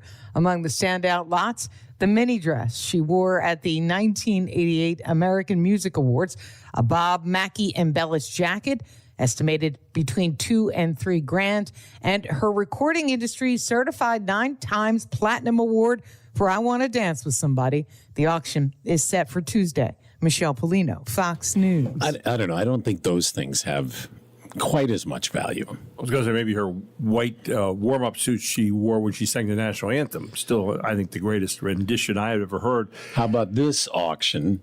This is a different kind of auction. Are you ready for this? This is kind of weird. The MetroCard may be riding off into the sunset, but its vending machines could be riding home with you. The MTA is auctioning off retired MetroCard machines with a minimum offer starting at $1,500. But don't expect to tuck one under your arm. A full-size machine weighs about 1,050 pounds, more than half a ton. Bidding runs through August 19th, and buyers have to arrange their own pickup. So you can own a piece of New York subway history. You just have to figure out how to get a 1,000-pound piece of history home. Matt Murphy, Fox News. Think about all the people that have used those over the years. Yeah. But $1,500? Not so sure about that. The UK and France are bracing for the 5th heat wave of the season. So if you're planning on visiting over there, you don't have to take your sweater, which is normally something you do have to take. Adding to an intense stretch of hot weather that has repeatedly sent temperatures soaring across Europe since May. National Weather Agency Meteo France is warning about temperatures approaching 40 Celsius, which is 104 degrees Fahrenheit, by the way, from Tuesday onward in southeastern France. And in the UK, an amber health alert for most of England will be in place beginning Tuesday, as temperatures are likely to climb to 36 degrees Celsius, which is 96.8 degrees Fahrenheit. That is really warm for the UK, for Great Britain. Across Europe, the extreme heat began in May and has contributed to major wildfires, prolonged drought, and new national temperature records, as well as thousands of projected heat-related deaths. Globally so far, this is the third hottest year behind 2024 and 2025, climate statistics show. But 2026 still has time to catch up thanks to the 1-2 punch of accelerated human-caused global warmings and a supersized El Nino, a periodic warming of parts of the Pacific that leads to temperature variations around the globe. There's an increasing chance that by the end of the year, 2026 could become the hottest year on record, scientists said. Interesting. We'll see. In entertainment, I know summer's not really a big time because people are out doing all kinds of outside activities, but not if it's really hot. You might want to just cool off and watch something, maybe even stream it. I love you. On digital is Soulmate, set in the Megan universe, following a grieving engineer who programs an android to be his sentient soulmate, leading to ruthless robotic mayhem. It won't open. On streaming, there's Netflix's sci-fi thriller The Last House with Greta Lee and Wagner Moura, about a family fighting to survive after becoming mysteriously trapped inside their home. Welcome back. Ted Lasso, Rebecca Keeley, and team are back on Apple TV with season 4. We're going to roll to school. Ryan Murphy's The Shards is on FX and Hulu, based on the best-selling novel. Set in 1981 LA, the series centers on a group of high school prep students navigating dramas of their lives and dangers of a serial killer. The cast includes Igby Ridney, Kaya Gerber, and Homer Gear. In Hollywood, Ashley Dvorkin, Fox News. That's new streaming news. I don't know why this next story is something I just kind of thought this was one of those things of the past, like polio and things like that never happen anymore. But Pennsylvania is seeing a record-breaking number of measles cases this year, with Lancaster County reporting the majority, and a Pittsburgh-based doctor advising parents to monitor symptoms and prioritize vaccinations. Dr. Amesh Adalja, a Pittsburgh-based infectious disease doctor, said there are a record-breaking number of measles cases this year, not only in the United States, but also in Pennsylvania. While most cases are concentrated elsewhere in the state, he warned parents in the region not to get too comfortable. This isn't something that is remote from the Pittsburgh area. This is not something that's just happening in Lancaster County. Pittsburgh is vulnerable to measles outbreak, Adalja said. Lancaster County has reported 104 of the state's total 176 cases, Mark. So 104 out of 176 right here in Lancaster County next door to us. Closer to the area, Indiana County has already reported 3 cases. Measles was originally eliminated in 2000, but now it's back. That's why I said I didn't think it was still around, because I thought they had eliminated it, and they said in 2000 it was done. Guess what? It's making a comeback. Yeah, that has to do with some of the things I think that RFK Jr. has said and anti-vaxxers. Well, Adalja explained that the vaccination rates have fallen over the last couple of years and contributing to the resurgence of the disease. The only reason we're seeing it now is because vaccination rates have fallen below the threshold that we called the herd immunity threshold. This is something that a solution.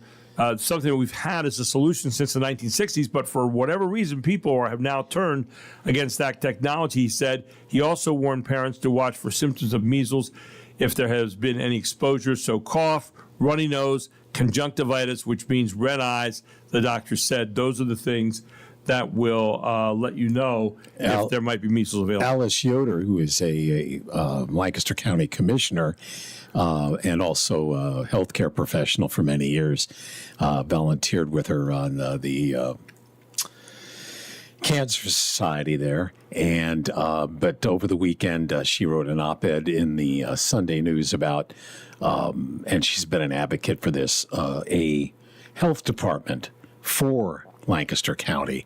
Now, I don't think York County has one, but she thinks the county's big enough and it needs health advocates for public health, and that would be a way to do it. I don't know if that's likely to happen in a county that, it's not like they're rolling in money. Here's something that was rather interesting, and you never know this, you never really think about it too much, but the school year is coming back up again here very shortly. Where a lot of schools getting ready to start here next week. Parents, when you get to spend even more time on grocery shopping and meal prep, you can thank the schools and thanks to school lunches. According to a new report during the school year, parents spend a total of, ready for this, 432 hours on meal planning and preparation. That breaks down like this. On average, 3 hours per week meal planning. 3 hours per week grocery shopping. You might do the shopping before the meal planning, but that's probably a puzzle that adds to the overall time. 2 hours per week packing school lunches, 4 hours per week cooking on average. That adds up to 12 hours per week spread across 36 weeks of the school year, and you've got 432 hours of meal preparation, meal planning. But people, it's not all work. No, they like that. People, right.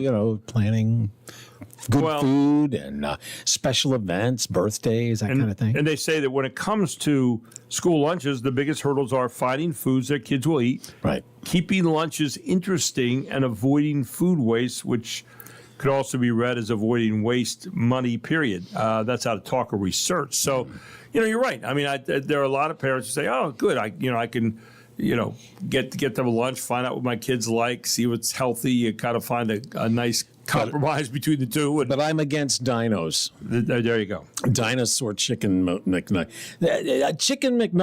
Chicken nuggets cut into shapes of dinosaurs. Right. Next up, Andy Harold from Manstein and Sparler Attorneys at Law. He is going to be talking about points of law, which he kind of illuminates for us every single week right here on the Gary Sutton Show. He's right around the corner right after this.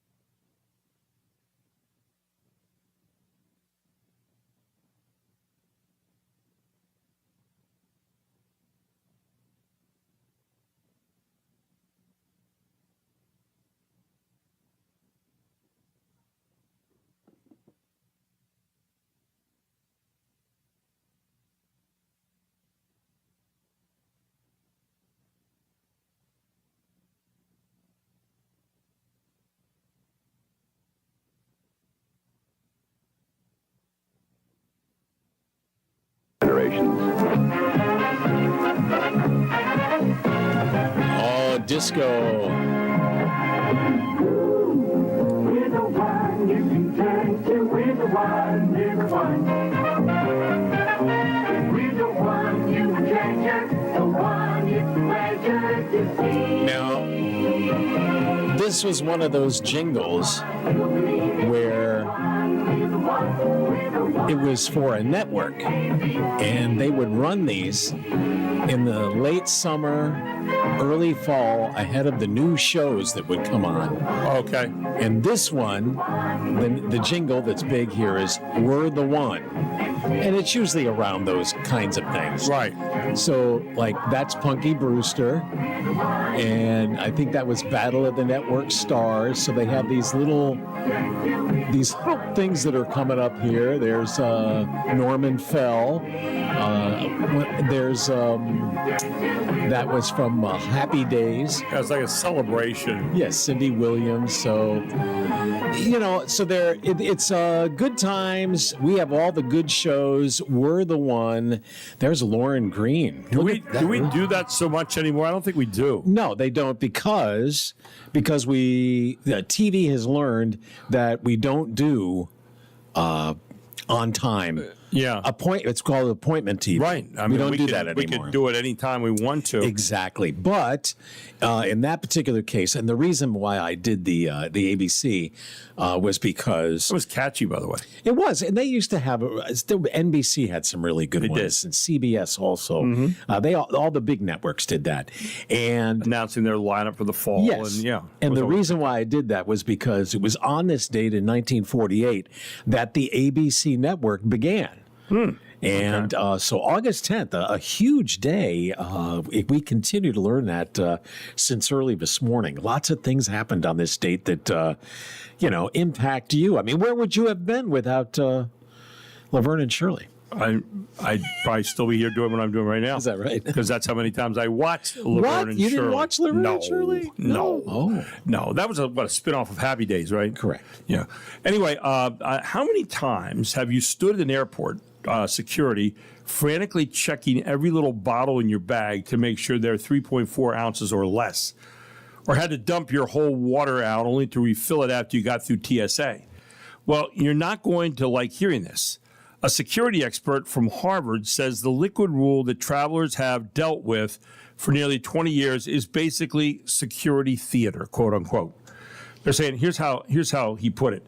If I walk through airport security with a gun and they find it, they ruin my day. If I walk through security with a bottle of liquid and they find it, they throw it in the trash and let me through.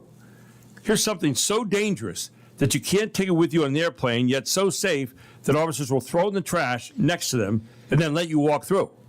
Yeah. Think about that. The liquid rule was introduced in 2006 after a plot involving liquid explosives. But many airports are now dropping the restrictions as new scanner technology rolls out. Here's hoping that someday your shampoo can finally travel stress-free. All right, so there you go. Let me ask but if you you really think about that. Oh, sure. Someone takes your gun, they're going to restrain you. You're going to probably go to jail. Whatever. Right. Someone takes the 3.4 ounce of stuff you have. Okay, and then they said, "Oh, go right on through." Well, wait a second. We're going to take that from you as a potential blow-up device. Yes, you go, explosive. maybe I want to chat with this person just for a minute or two. I'm just saying. Right. It makes a little bit more sense. So here's a question. Search engines. Yes. Those used to be all the rage. So the question these days, which is a little bit more important, is it a search engine or do you use AI? Let's find out what the latest interest is in that. For more than 2 decades, Google it was the answer to almost any question. But today, millions of people are turning to AI assistants like ChatGPT, Gemini, and Claude instead. Rather than scrolling through pages of links, users can simply ask a question and get a conversational answer in seconds. Even Google is adapting, rolling out AI-powered search features that summarize information instead of just listing websites. The change is also forcing retailers and businesses to rethink how they reach consumers as AI increasingly becomes the internet's new front door. Chris Foster, Fox News. So which one are you? Do you still Google or do you use... I still Google. Yeah, I mean, I still Google a lot, yeah. Let's see, what else? Some news you might have missed today. Today is National Lazy Day. I'm going to celebrate it by not doing anything to celebrate it. I think that's what I'm going to do. There you go. Yeah, It's the ultimate, isn't it? Yes. It's great. Yes. By the way, I did see yesterday the motto of the National Procrastinators Club said, "We're behind you all the way." It was a great motto. I just saw that yesterday. Today is National Spoil Your Dog Day. Mm-hmm. So put on some romantic music, lay out a throw pillow, and let him go to town. Whatever, whatever. Let's see what else. A woman in India has hair that reaches 8 feet 10 inches. Wow. It beats the record previously set by single hair President Trump coils on his head. So I don't know. Let's see, Did you see the memes over the week? I know. About his, I know. Let's see. What else do we have here? Oh, a bronze statue of former Governor Chris. No, we're not going to use that one. Oh. A new labor report shows the U.S. lost 23,000 jobs in July. Now, that's the glass half empty view. The glass half full view is that AI has gained 23,000 jobs. That's the glass half full view. See, that's the silver lining there. Yeah, is that right? I guess so. Research shows people can overcome peanut allergies by getting poop transplants from non-allergenic donors. Personally, I'd rather die from eating peanuts. My own particular preference on that. Let's see. Divers found a 162-year-old bottle of Guinness in a shipwreck off England. Can you imagine that? 162-year-old bottle of Guinness in England. Even the shipwrecks are drunk. I mean, so that's what. Chipotle jalapenos have been linked to salmonella. Yes. Fortunately, you never feel it because the stomach flu the employees gave you cancels it out. Yeah. Let's see. You like that? I do. The Odyssey has now made $1 billion. Wow. $1 billion. But half of that is from nerdy Marvel fans who thought it was another movie about Thor. Okay, so yeah. Let's see what else we have going on here. Master of the Universe is available on demand. Jared Leto is an evil monster who terrorizes everyone. I don't know who he is in the movie, but that's Me what neither. he did. Yeah. Britney Spears said she failed as a parent because one of her sons doesn't believe in God. Would you believe in God if your mother is Britney Spears? I mean, I don't know. I just a thought. Here's Kylie Jenner. You mentioned about her having a birthday. Yes. She had a cake shaped like her torso and hips at her birthday party. That's great. I'll have a piece. It was delicious as long as you ate around the silicone. I mean, that's what they they had to be very careful on that one. Let's see. We have here. Tallulah Willis got married over the weekend. Perez Hilton must be kicking himself that he's in no condition to commit on how ugly she looked. And finally, and it's time for me to run. Yes. There you go. We'll do that. Time is We'll be it? back with more with Joe Decree. It's 8 o'clock.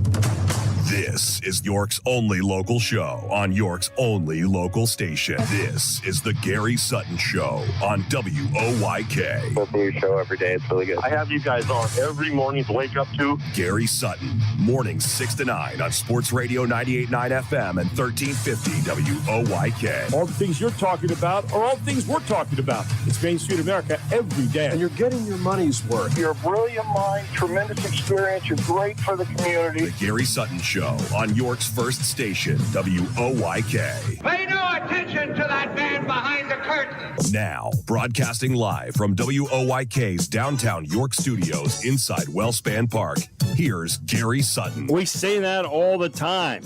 Pay no attention to that man behind the curtain. From The Wizard of Oz, right? And, but you can pay attention to all the wonderful things we have going on here this morning on the Gary Sutton Show. It is a Monday morning, the 8 o'clock hour, the final hour of the day, all here live from Brooks Robinson Plaza at Wellspan Park in the heart of York, Pennsylvania. We are the main street of York in York County. Gary Sutton, Mark McKenzie with you here on a Monday morning. And so glad that we could join you this morning. This hour being brought to you by Frank's Marble and Granite. It's been a family-owned and operated business here in York County since 1972. And you know how we feel about family-owned businesses. We support them like crazy. It's a generational business founded by Frank Pantano, an Italian-born stoneworker. The business is now run by his son, Carmine, carrying on the old world passion for stone. And what they do is they combine traditional craftsmanship with the latest technology, including the area's first stone CNC machine and digital templating for a perfect fit. So if you are you're looking for the first measurement to the final polish, Frank's team handles everything in-house. You know exactly who's coming to your home. In fact, they have master fabricators. The average team member at Frank's has been with the company for over 20 years. That's the average team member, bringing a level of expertise you won't find anywhere else. And because the team stays the same, the quality stays the same. I mean, you get the same master level precision on every single job. And they have an indoor slab gallery in Red Lion with over 600 slabs in stock, including granite, marble, quartz, quartzite, and soapstone. And they operate a little bit different way. They operate by appointment only. That's one-on-one to ensure you get that one-on-one expert advice without feeling rushed or crowded. So you call and you make an appointment at 717-244-2685, and they are ready to help you today. You can also find them at franksgranite.com, and they're located at 125 Householder Avenue in Red Lion. If you are getting ready to do that next project where you're doing a kitchen counter or a bathroom counter or maybe a bar counter or something outside on your deck or whatever it might be, Frank's Granite is your answer. It's the place that I go. It's the place you should go. franksgranite.com. Check them out today or give them a call at 717-244-2685 to set up a one-on-one appointment with Frank's Marble and Granite in Red Lion. Our question of the day today, should the government be doing more to maybe put limits on when kids can take part in social media, maybe 16 of 8 years of age or older? That's our question of the day today. Go in there and check it out. I have a video question there at Gary Sutton Show on Facebook, also on Instagram, YouTube, and LinkedIn, and you can answer the question there. Don't forget also you can check in with us throughout the show by texting us at 833-478-4729. We'd love to have you aboard throughout the morning in whatever way you choose. With that, we turn to Major Joe Decree here on the Gary Sutton Show. Good morning, Joe. How are you? I'm doing good, buddy. What's up? Well, we're doing pretty well. The president on Sunday indicated he is now low-keying it with Iran. Every week it's something a little different. One week we're bombing them, the next week we're low-keying it. And he says that he's prepared to allow economic pressure on Iran to mount as opposed to ordering a new military offensive, even as the country continues to defy the United States. What's going on here? Have you thought about this at all? Have you been able to, from your strategizing part of your mind, think about what the president's trying to do here? I mean, we were bombing the bejesus out of them for a while. Now we're turning to economic sanctions again. What's going on? Well, I mean, economic sanctions work. No nation was ever bombed into capitulation except Japan, and that was a nuclear bomb. So, I mean, probably not a bad idea. You know, economic sanctions have been very effective for a lot of things over the years. A lot of countries, you know, China, Russia, Iran. You know, honestly, it makes sense to try it. Right. You know, why not? You know, the bombing has been, you know, it's been effective. You know, the everybody says, oh, we're losing. Yeah, right. You don't lose by, you know, removing all of your enemy's assets. You know, Iran can't mount much militarily. But again, you know, they only really, to do what they're doing, they only need one more drone. They're fighting an economic war. They're trying to get economic pressure against the United States. And every time we do something militarily, they do something with the Straits of Hormuz. So this makes actually some sense. Yeah, the idea of... okay, instead of that, yeah, you know, fight the same game. They're you know, fight the same fight they're fighting. You know, it kind of makes a little bit of sense. Well, and squeeze them a little bit more, because that was, it seemed to me that was working for a while. You know, one of the things I read over the weekend was an article about there's a push now to get the companies here in the United States to make more weapons because we are using so many weapons right now in trying to get rid of them. The story I just gave you seems to make some sense now on the backside of that maybe we are, you know, using up our storehouse of weapons there. Now, again, I don't know that. That's just what I read in the news. And yet at the same time, it does make some sense. I mean, we're wearing our... It kind of reminds me of kind of rope-a-dope a little bit, you know, with Ali and George Foreman, where Ali went up against the ropes, let Foreman punch himself out, and then at the end, Ali knocks him out. Now, I don't think Iran is going to knock us out by any means, but by the same token, maybe there's a little bit of rope-a-dope going on here. Am I wrong on that? Yeah, maybe. I think this is a broader picture because the oil situation is being subsidized by, of course, Russia and China because they want Iranian oil. They're much closer there, and they get it relatively inexpensively. Part of the issue with us going after Venezuela was, I think, just that. You know, it's actually a global situation where we're positioning China, or forcing China to position a little bit differently in the international markets. Mm-hmm. And that's been probably pretty effective. Why do you know? Because you don't hear it on any news source. If it wasn't going well, you'd hear it all over the place.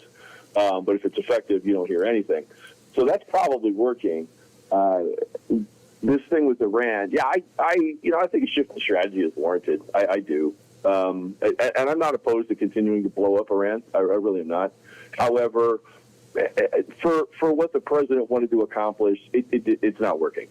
Yeah. Right. So, okay, fine. Try something else. You know, we've done sanctions with the Iranians before, and it's hurt them a lot. Mm-hmm. One thing I think that the sanctions are helping with the Ukrainian war because the Russians aren't able to get as good electronic parts for their guidance systems for their drones and rockets. So that's kind of been a problem for them. They're not been nearly as accurate in their strikes inside the Ukraine. You know, if we could force a similar situation in Iran, that might help a lot. As you look around your world right now, we always call this segment the world through the eyes of a vet. What other things kind of catch your interest right now? Things that you're looking at and saying, that makes sense or doesn't make sense? What are some thoughts? Oh, the thing that really bothers me is the situation in Dearborn in Michigan. With the Democratic Socialists of America, who I don't know how much support they're really getting, but just the fact that people are willing to talk about it openly, I think, is a huge problem. I really like that we've, not quite shut down birthright citizenship, but that was always a bad idea. For people like, well, it's always been this way. Okay, well, now it's advantageous to do it another way, and this is, it's politics, and we get to do that. The situation in the Ukraine is, I think, very concerning. The Russians are widening the war. They've hit Poland a few times now. Poland has now picked up most of the training, basic training for new Ukrainian units, which is interesting. That war is pretty well stalemated. But the thing that really bothers me there is, in real time, we're giving the Ukrainians targeting data, like, okay, hey, the tank is moving, hit it now. Like that level of targeting data. And I think the Russians and Chinese are probably doing the same thing for the Ukraine, or for the Russia, or I think the Chinese are probably doing the same thing for the Russians. against the Ukrainians. And, so that war has already widened quite a bit. And people don't realize this. I believe the Kurds are moving into northwestern Iran, as that's what I heard. But that's probably a special ops thing because you don't hear much about it. Right. So, and I don't know why the Kurds would want to do business with the United States. Every time we ask them to do something, they're like, "Oh, great, you'll help us make our own country," and we're like, "Yeah," and then it never happens because, frankly, in the part of the world where the Kurds want to make Kurdistan, they would own the headwaters of too many important water sources, and nobody's going to allow that. So, there's just a lot going on around the globe that's actually quite concerning. Of course, the Taiwan thing with the Chinese. I don't know why they have such a fetish for Taiwan. Well, I know because that's where Chiang Kai-shek and the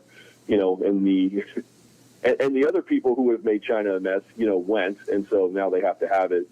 But it's, strategically, it's not important. It's just an ideological thing. But there's a lot of nonsense going on. Good stuff. I saw this thing in Nigeria where Nigerian forces, and the news article I saw was on Fox. It didn't say anything about Western help for this, but they did. Nigerian forces did a raid and freed like 308 trafficked people or people who were, kidnapped by, Islamic organizations. Most of them are women. They're going to become brides. I don't know why they can't stay in their own places and find girls like regular people do, but all right, fine. So that happened. That was kind of interesting because, we keep forgetting about that. We got real short attention spans. So we, this thing in Iran, so that's all our attention. Well, we forget about the Ukraine, which is now going on 5 years, 4 years? Yeah, I think it's 5 years. I mean, it's pretty incredible. So to think that the Ukrainians would have lasted this long, like I don't know that I would have predicted that. I don't think I predicted anything about the length of that war. But yeah, that's interesting. Well, I'll tell you what a run around the world you gave us there in just a few minutes, man. I appreciate it. And that's what we do. That's what we do with you. So, world through the eyes of a veteran. Joe, always appreciate you, buddy. Thank you so much. Great stuff. And we'll talk to you again next week, okay? All right, man. Take care. Have a good one. Take care. Major Joe Decree, retired now, right here on the Gary Sutton Show, live from Montana this morning. The world through the eyes of a veteran as he looks around the world and takes a look at it and gives you some thoughts from his particular perspective. He's been in Iraq, Kosovo, Afghanistan. He was in intelligence down at Quantico. I mean, he's had a wide breadth of experience in having to deal with all this kind of stuff.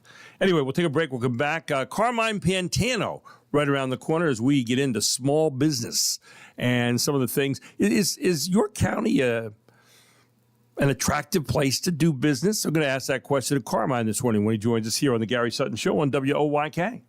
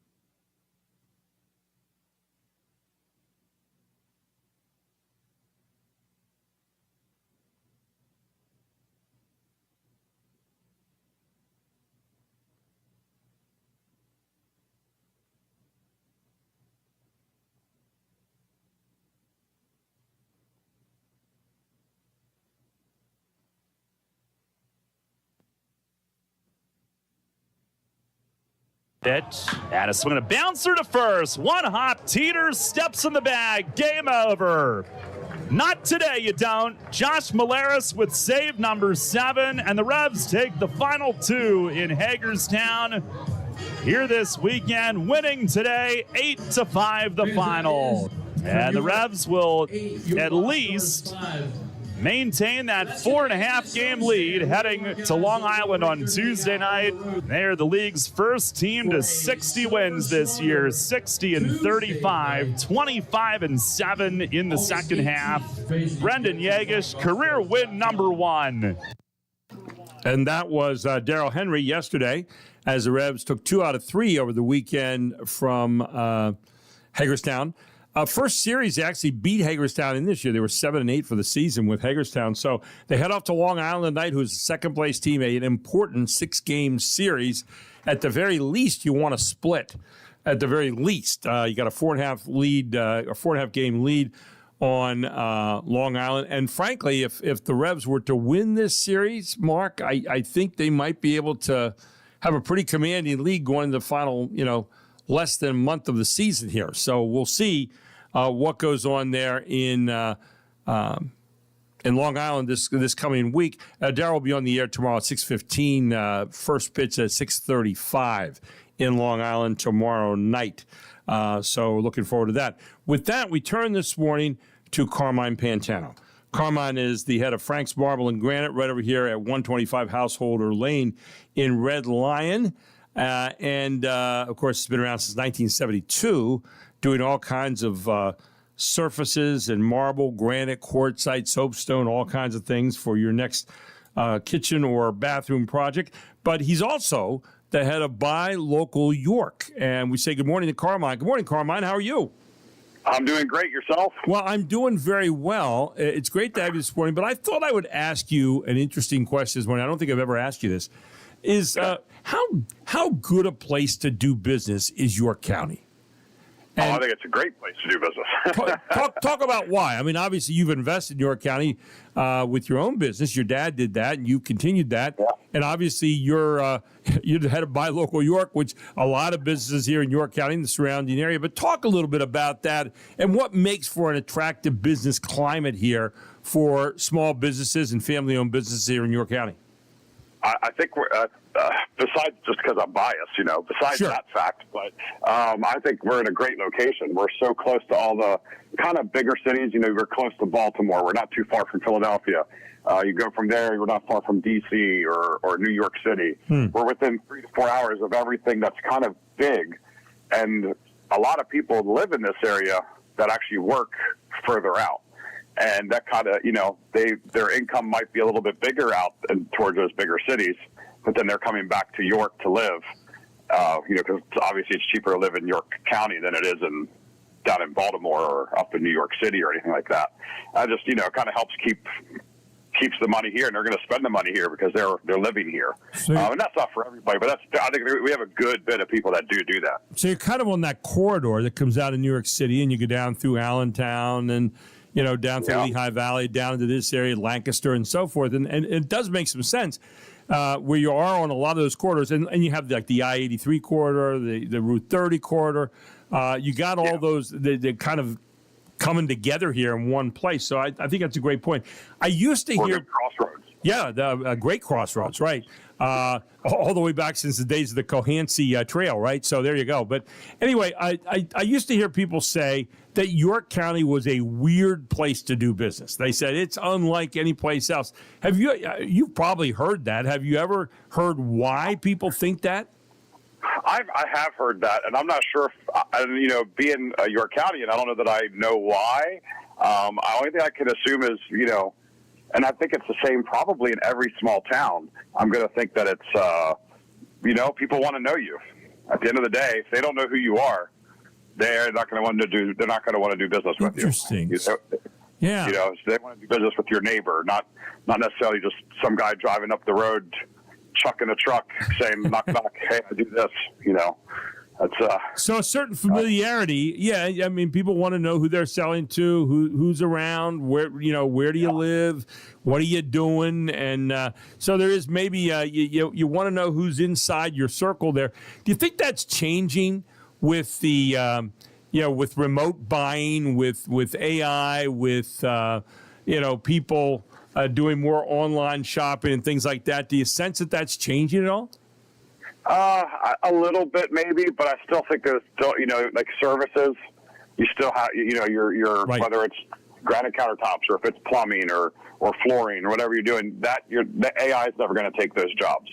Right. You're going to need that local. What I see happening more is probably like how we've lost like the Bon-Ton. We've lost, someday, I hope not, but, someday Boscov's might be gone. They're locally owned from Lancaster. But these bigger department stores that sell shoes and clothing, unfortunately, I'm seeing those go away. I still, and personally, I go to Boscov's because that's the only place you can go and actually try something on and see if it fits. I don't like doing I'm not an online buyer. I don't like buying clothes online. I hate it. Yeah, I do some. I do some, but there's others that I want to go to places to do that. But you made a great point right there. That you think about the big, we used to have the big shopping stores downtown. I mean, you had Bon-Ton down there where I think they have like family services now down there downtown. You used to go down there for Bears. You went down for Gregory's. You went down for a lot of stores. And then that moved out to the suburbs. We had the malls. And so we saw them all move out there. Then we had the shopping centers. But we've seen the disappearance of the big stores, the Sears, Roebuck got buried away somewhere early, but Sears went out the window. You see a lot of these big stores going away now, and what we're left with is Boscov's right here in the area. And I'm not saying that in a negative way. They're very good. No. But that's a great observation. So who picked? They're locally owned. They survived it. Right. And who picks up the slack for these stores leaving town and going out elsewhere? Or is there just another redefinition of, how we're going to deal with, clothing people and so forth? And I'm seeing, again, Boscov's, I think, picked up a lot of that slack. But then you're also seeing a lot in consignment shops. Yeah. People are like, oh, I'm going to take my clothing that I never wore because it was too big or too small, and I'm just going to take it to a consignment shop and, let them sell it there. So, because I do know there's a lot of consignment shops that are actually pretty busy selling clothing, which is great.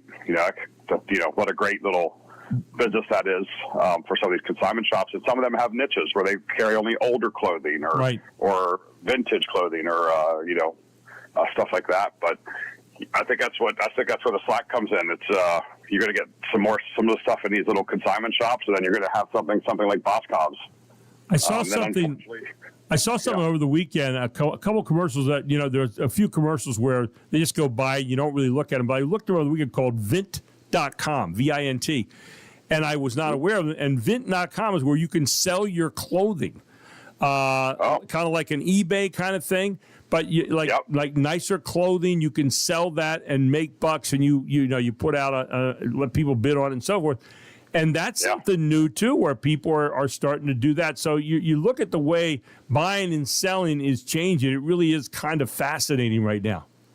Yeah, I've never heard of that. So that's new to me. I have not heard of that process yet. I'm sure someone's going to tell me. Oh yeah. Well, there you go. Yeah. I was first. I'm very seldom first out of the gate ever telling you anything. You're like a speck on the horizon. You're normally out there way ahead of me. Yep. Carmine, always good talking to you. And of course, people can check out Frank's Marble and Granite at franksgranite.com. You guys are locally owned right here, 125 Householder Lane, and call for one-on-one attention, because that's what you get at Frank's Marble and Granite. You can give them a call at 717-244-2685. They're right there at 125 Householder Avenue in Red Lion. Local company, franksgranite.com. Always good talking to my friend. Have a great week, okay? Likewise, you do the same. Thanks, Carmine. Carmine Pantano here on the Gary Sutton Show. His company, Frank's Marble and Granite, sponsoring this hour of the Gary Sutton Show. When we come back, Mark Hendrickson just around the corner as we talk about culture and sports and the collision of both. All here on the Gary Sutton Show on WOYK.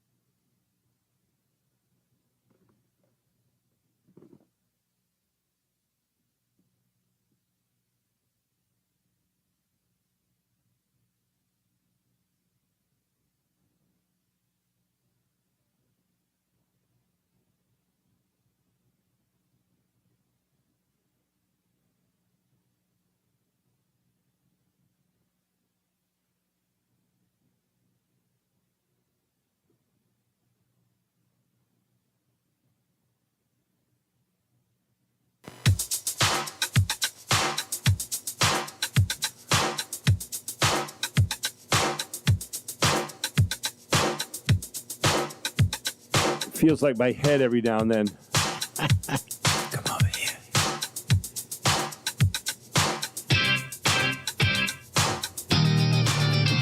I like this, by the way. Oh, it's not on the list. Oh, no. I was afraid it was on the list. No, I like this.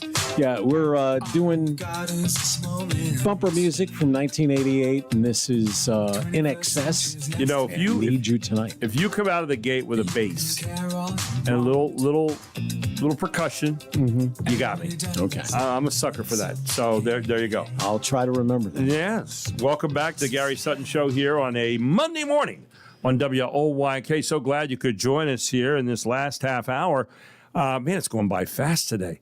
Speaking of a nothing news day, I mean, not a lot going on. I mean, not nothing, but I mean, it's not, nothing big happening out there and nothing that's different. But anyway, I've got a theory this morning that I want to run by Mark Hendrickson. Mark, of course, a former NBA player, former Major League pitcher for a number of different teams, the Dodgers, and some of the other teams, Baltimore Orioles, and even here for the York Revolution at one point in time.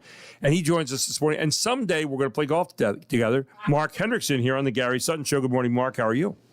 I'm doing well. I was thinking about that, Gary. I'm waiting for not ideal conditions. You know, you remind me. You remind me of my wife. My wife plays golf between the temperatures of 80 and 82. And outside of that, on either side, it's too cold or it's too hot. So that's where I put Mark Hendrickson in the golf world right now. Is that unfair? Do you think that's cool?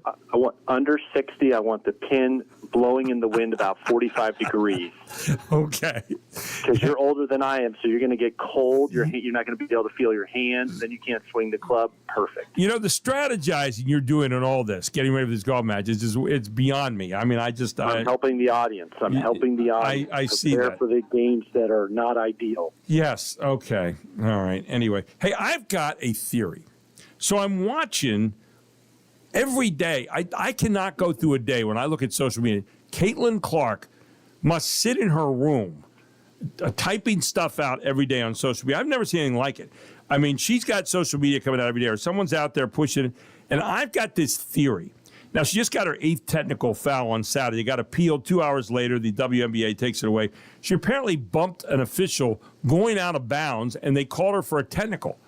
Now, I don't know if they're profiling her. That would be stupid because she's kind of the face of the WNBA right now. But I'm looking at the WNBA, and all I could compare it to was a league of their own. You know, up until like this year or last year when Caitlin Clark first came in the league, and I said to Mark, I said, this is going to be like Michael Jordan coming in here and revolutionizing the league. Well, it did and it didn't. I mean, she's obviously been pretty good, but she's also been injured part of the time.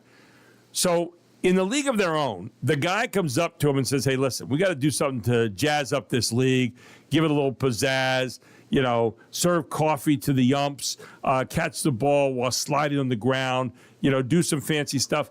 And I think the WNBA is trying to make more splash with Sophie Cunningham and with Caitlin Clark and a lot of these other players right now, what they do off the court more than what they do on the court. What's your take on that? Am I sparking up a wrong tree, do you think? Or are they just doing this to try to get a little bit more front page news every day and get the WNBA out there? I don't think you're off base. I mean, there's a lot of issues that you see in collective bargaining with pro sports because owners are in it. It's a business. And so owners view it as a business. And so you've got to make money in business. So how are you going to be able to do that? You know, when it comes to the WNBA, obviously you need to generate ratings. You need to get butts in the seats. I mean, this is no different than any other sport. So I think it's good for the league as far as you're getting attention. You want to make sure it's the right attention. Right. And that's probably the best thing because these girls can play basketball at a high level. They can. And if you can focus on that part, you can appreciate that because honestly, there's a lot of women's sports that are very enjoyable to watch that draw in the audience. Maybe not as much as the men, but it still is something that people enjoy watching the game. And I think that's something that's very important. And if you don't stray too far away from that, you know, that's the important thing is focus on the basketball. That's what they're there for. That's the entertainment you're providing. And I think that's what fans want to keep the focus on. Well, the standard playing-wise has always been over the rim with the NBA. So they play under the rim. You know, you hear about someone dunking a game, it's like newsworthy. It's on ESPN. Oh, my gosh, they got a dunk yesterday. But bottom line is that you have to be able to sell it for what it is. And they are getting on the front page now on ESPN where they didn't used to. I mean, you used to go like, oh, yeah, okay, by the way, that's the last story. And you might get one team out there. Now you're getting regular coverage and you're getting a familiarity with these teams and a lot of these players coming in. So I think they are making headway right now in that regard. But I tend to find more of the stuff, you know, off the basketball part of it right now in a lot of ways, or some nasty stuff like someone's taking a cheap shot at someone all the time instead of the quality of the game. And the quality of the game is what you're kind of focused on right here, Mark. Well, I want to caution your audience, and you've been in media. I've seen media kind of change over the years as a player, where it became more about the media person than actually truly covering the sport. So I think sometimes you got to look into, hey, what's your source? What's the angle? Because now media has become so big that they kind of sometimes have their own agenda. So I don't want to say they're misreporting, but I think as you could attest to, it has gotten away from some of the traditional cover the sport, write about the sport, because now these media people have obligations to, their company, and they have followers, and sometimes they get a little complacent with it's not about you as the media person. So that's kind of a tough thing you have to kind of sift through in what you read and what you hear. Great caution, and it's a great point that you make. That where they're looking at this more as an overall entertainment thing now, and they're selling that too. Hey, one of the things I wanted to ask you about though, with the media, and you look at ESPN, you look at Fox, you look at some of these other places, where they've now gotten into the channels where it's the odds, the gambling odds. I mean, does that rub you the wrong way as you look at that? Are we way too close now with some of the media stuff on these odds, or is it just this is what the country the country demands, and we've got to go out there and make a supply of it? I think you got to be careful. It's a fine line, because you know what? They preach to us every start of the season. Doesn't matter what the sport is. Gambling is a big deal. And I think, sports fans love sports because you know what? The outcome is not predicted ahead of time. And so if you're gonna do that dance, and gambling's become so big, and betting on sports has become so big, anything that involves a player, you don't want to lose the integrity of sports, because I think with other options in your viewing area when it comes to TV, sports, you really, when you turn it on, you don't know what's going to happen. And I think that's what drives people to love sports, because anything can happen. But if you're starting to mess with that integrity of the game, that's a slope you don't want to go down. So you've seen a lot of that crackdown lately, and it happens. It's going on, but you don't want to. I don't know. It's tough because everything is so close and so readily available for people to bet on sports, and it's a big deal. There's a lot of money wagered on games, and it's just kind of part of the culture. And it's tough being a player. It's tough being close, because that's a fine line. Even applies to officials and umpires as well. As you point out to me so often, you are much younger than I am, but I wanted to ask you about last week's trades and deals that went down. There was a day where, there was a certain permanency to sport. A trade would be something that would be, the exception, not the rule. Now, trades are like, teams trade teams, or players trade teams all the time. And this disposability versus permanency is, for people who are boomers, permanency was the big thing. But, for a younger generation, I would say, okay, my guy was playing for this team this year. Next year, he's going to be playing for this team. And that's just the way things are. Again, times they are changing, right? Any trades jump out at you last week that you were kind of surprised by? You got to understand, too, contracts play a big part. There's a lot of players in professional sports that would love to stay with a certain team for multiple years. But because of contracts, they can't. They're expendable. So if you're rooting for a certain team, you've got to look at what are those main contracts. And they're going to be the focal point of your team.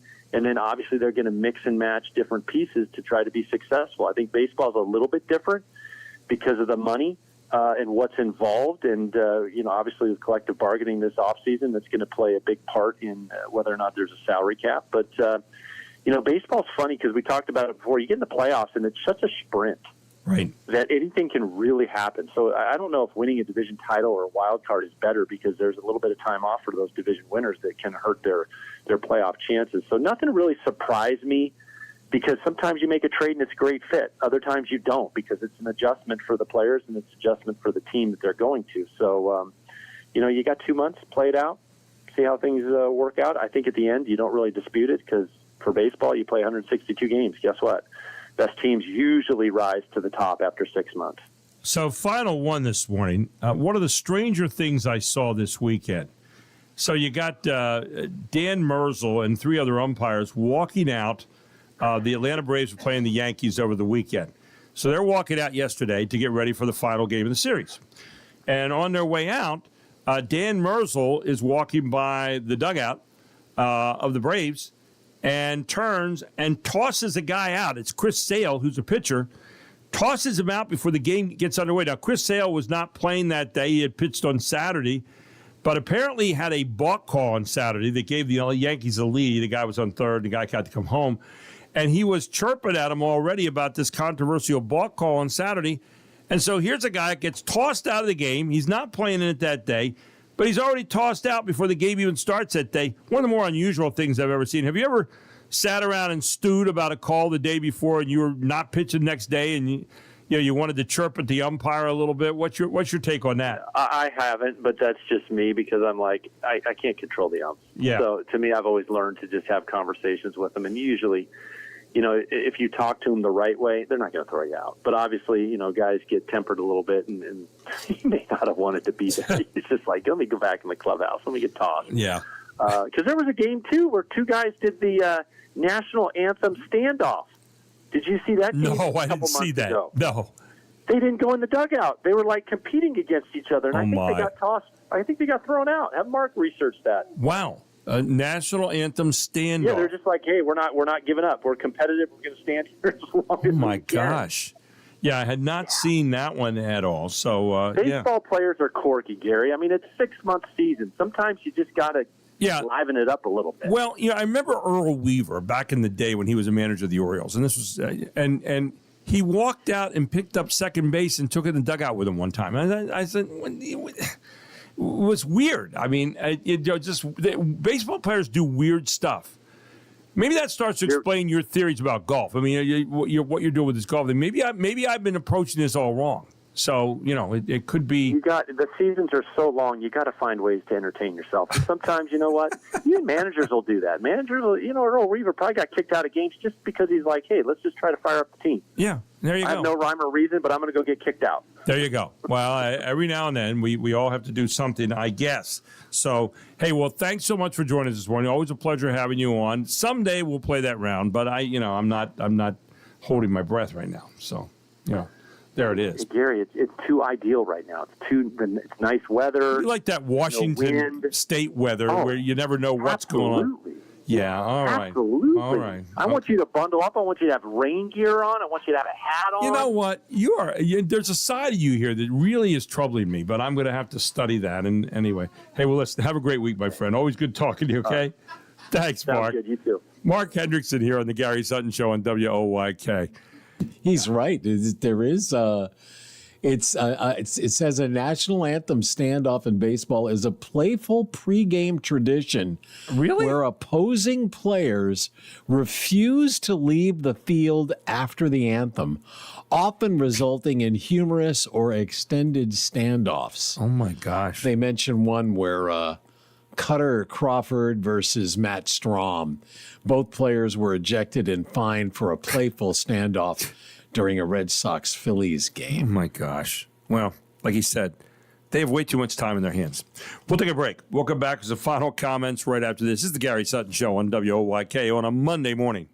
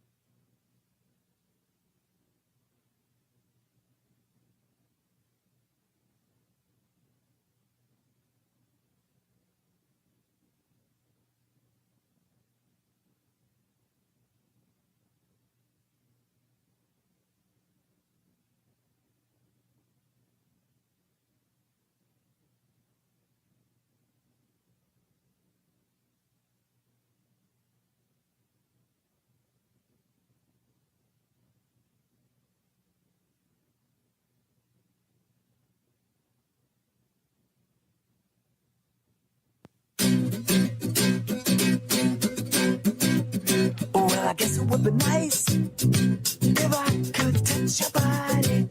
I know not everybody has got a body like you, but I gotta think twice. Is this Wham? It is George Michael. George Michael. Okay, I got part of it right there. This was one Good song, by the way. top songs of 1980. Oh, I love this song, yeah. I thought he was very good. He was. He left way too early. Mm-hmm. As so many. But 1988 bumper music starts today. Go ahead. We need the chorus, don't we? Oh, do we? Yeah, we do. Let it go. Cause I gotta have faith. I gotta have faith. Because I got to go. I love this song. Very nice. Don't we all have to have some faith in something, right? Wow. So yeah, I've hit 2 in a row. There you go. Very nice. No. By the way, where is the hottest place for U.S. home shoppers right now? And I came across an article this morning in CNBC.com. Peabody, Massachusetts. Peabody. Is that how you say it? Peabody? Yes, it's most of Peabody. us say Peabody. Yeah, no. P-E-A-B-O-D-Y. Not there. P-E-A-B-O-D-Y. It'd be like if you went to Lancaster. Yeah, okay. Peabody, okay. Well, anyway, for the rest of us who speak American, Peabody, Massachusetts was the most in-demand zip code for home buyers in the first half of 2026 this year, according to real estate listings platform Realtor.com, which ranks zip codes based on how many views listings receive and how quickly homes sell. And the last time Peabody was on that list was in 2021 when it ranked number 3. Wow. Now, a $600,000 median list price. It's very expensive. Peabody is relatively affordable, really, compared with some of the North Shore's wealthier communities. Yeah, Boston's out of bounds. It's also the only one of this year's top 10 hottest zip codes where the median listing price is lower than in its surrounding metro, which you just kind of alluded to. The other 9 are more expensive than their surrounding metros, while 8 of the 10 have more spacious homes than their surrounding metros. So here are the top group. Number 1 was Peabody. Median listing, $600,000. Views per property, 4.09 times the U.S. average. Montclair, New Jersey was number 2. Median listing price, $1.05 million. Yeah. Sewell, New Jersey. Median listing price, $426,000, much cheaper there. 3.8 times the U.S. average. Fairport, New York. By the way, that is Dorothy was looking for the cellar when the last time she looked out the window and saw weather looking like this. You can't see it, but it is pouring outside our front door. Out on Brooks Robinson Plaza right now, soaked. it is pelting down, and the thunder is coming, and I mean, it's bad. It is. Like I said, this might not be Kansas. Maybe we'll extend the show. Yeah. Fairport, New York was number 4 at $429,000. Westfield, Massachusetts, number 5 at $381,000. Livonia, Michigan, number 6 at $338,000. Lidditz, Pennsylvania, number 7. Wow. $598,000 median price for a home. They were the only ones in our local area, even on the list. North Haven, Connecticut was number 8 at $562,000. New Berlin, Wisconsin, $445,000, number 9. And Wheaton, Illinois, at $575,000, checking in at number 10. Fascinating. And they say the Northeast and the Midwest dominate the hottest zip codes because fewer homes have been built in those regions, leaving buyers to compete for fewer properties. The number of homes for sale in the 10 hottest zip codes is 60.5% below pre-pandemic levels compared with 11.3% nationally. So there you go. So China should be split into 5 time zones. But since 1949, check this out, the entire country has been on the same time zone because the party wants national unity. Damn communists. So there you go. Yeah. So, and then we're talking about getting rid of daylight savings. Sure. Anyway, that creates some crazy time changes at its borders. The largest one is at the border with Afghanistan. Right. So when you cross over, there's an immediate 3.5-hour time difference. Isn't that crazy? I'd like to catch a flight on the other side, yeah. Of course, not a lot of flights going out of Afghanistan these days either. That's true. Do want to remind you this hour has been brought to you by Frank's Marble and Granite. You can find them at franksgranite.com. They are a wonderful family-owned and operated business here in York County since 1972. And when it comes to your next project at your home, putting in a new slate counter or a marble counter in your bathroom or outside in your bar or whatever it might be, Frank's Marble and Granite specializes in granite, marble, quartz, quartzite, and soapstone. And what they do is they operate by appointment only. So you can give them a call at 717-244-2685 for that next project because they want to do one-on-one with you. They want to give you plenty of time. They want you to know you're the only one in that moment that they care about, and they've been doing that for a long, long time. Now, you can find them at franksgranite.com, or you can stop in and see them after that call, 244-2685, one-on-one appointments at 125 Householder Avenue right here in Red Lion. And when it comes to quality craftsmanship, no one does it better than Carmine Pantano and his great team, who average over 20 years on the team at Frank's Marble and Granite. Check them out at franksgranite.com today and tell them Gary Sutton proudly sent you. And we are at the end of the show today. Lazy day. No baseball tonight. Nope. Tomorrow night, the Revs are going to be in Long Island. 6:15 airtime. 6:35 is the opening pitch there in an important series with second place Long Island. 6-game series. The Revs will be in town there all week long. Tomorrow night, the 2,500th Revs game since 2007. What do you think about that? And Darrell Henry's only missed 4 of them. Yikes. Well, thank you so much for joining us today. We appreciate it. Be careful out there. Looks like some pretty heavy rain around here. Just take your time. Thanks to Mark McKenzie. Thanks to you. We'll see you tomorrow, all here on the Gary Sutton Show on WOYK, where it is 9 o'clock.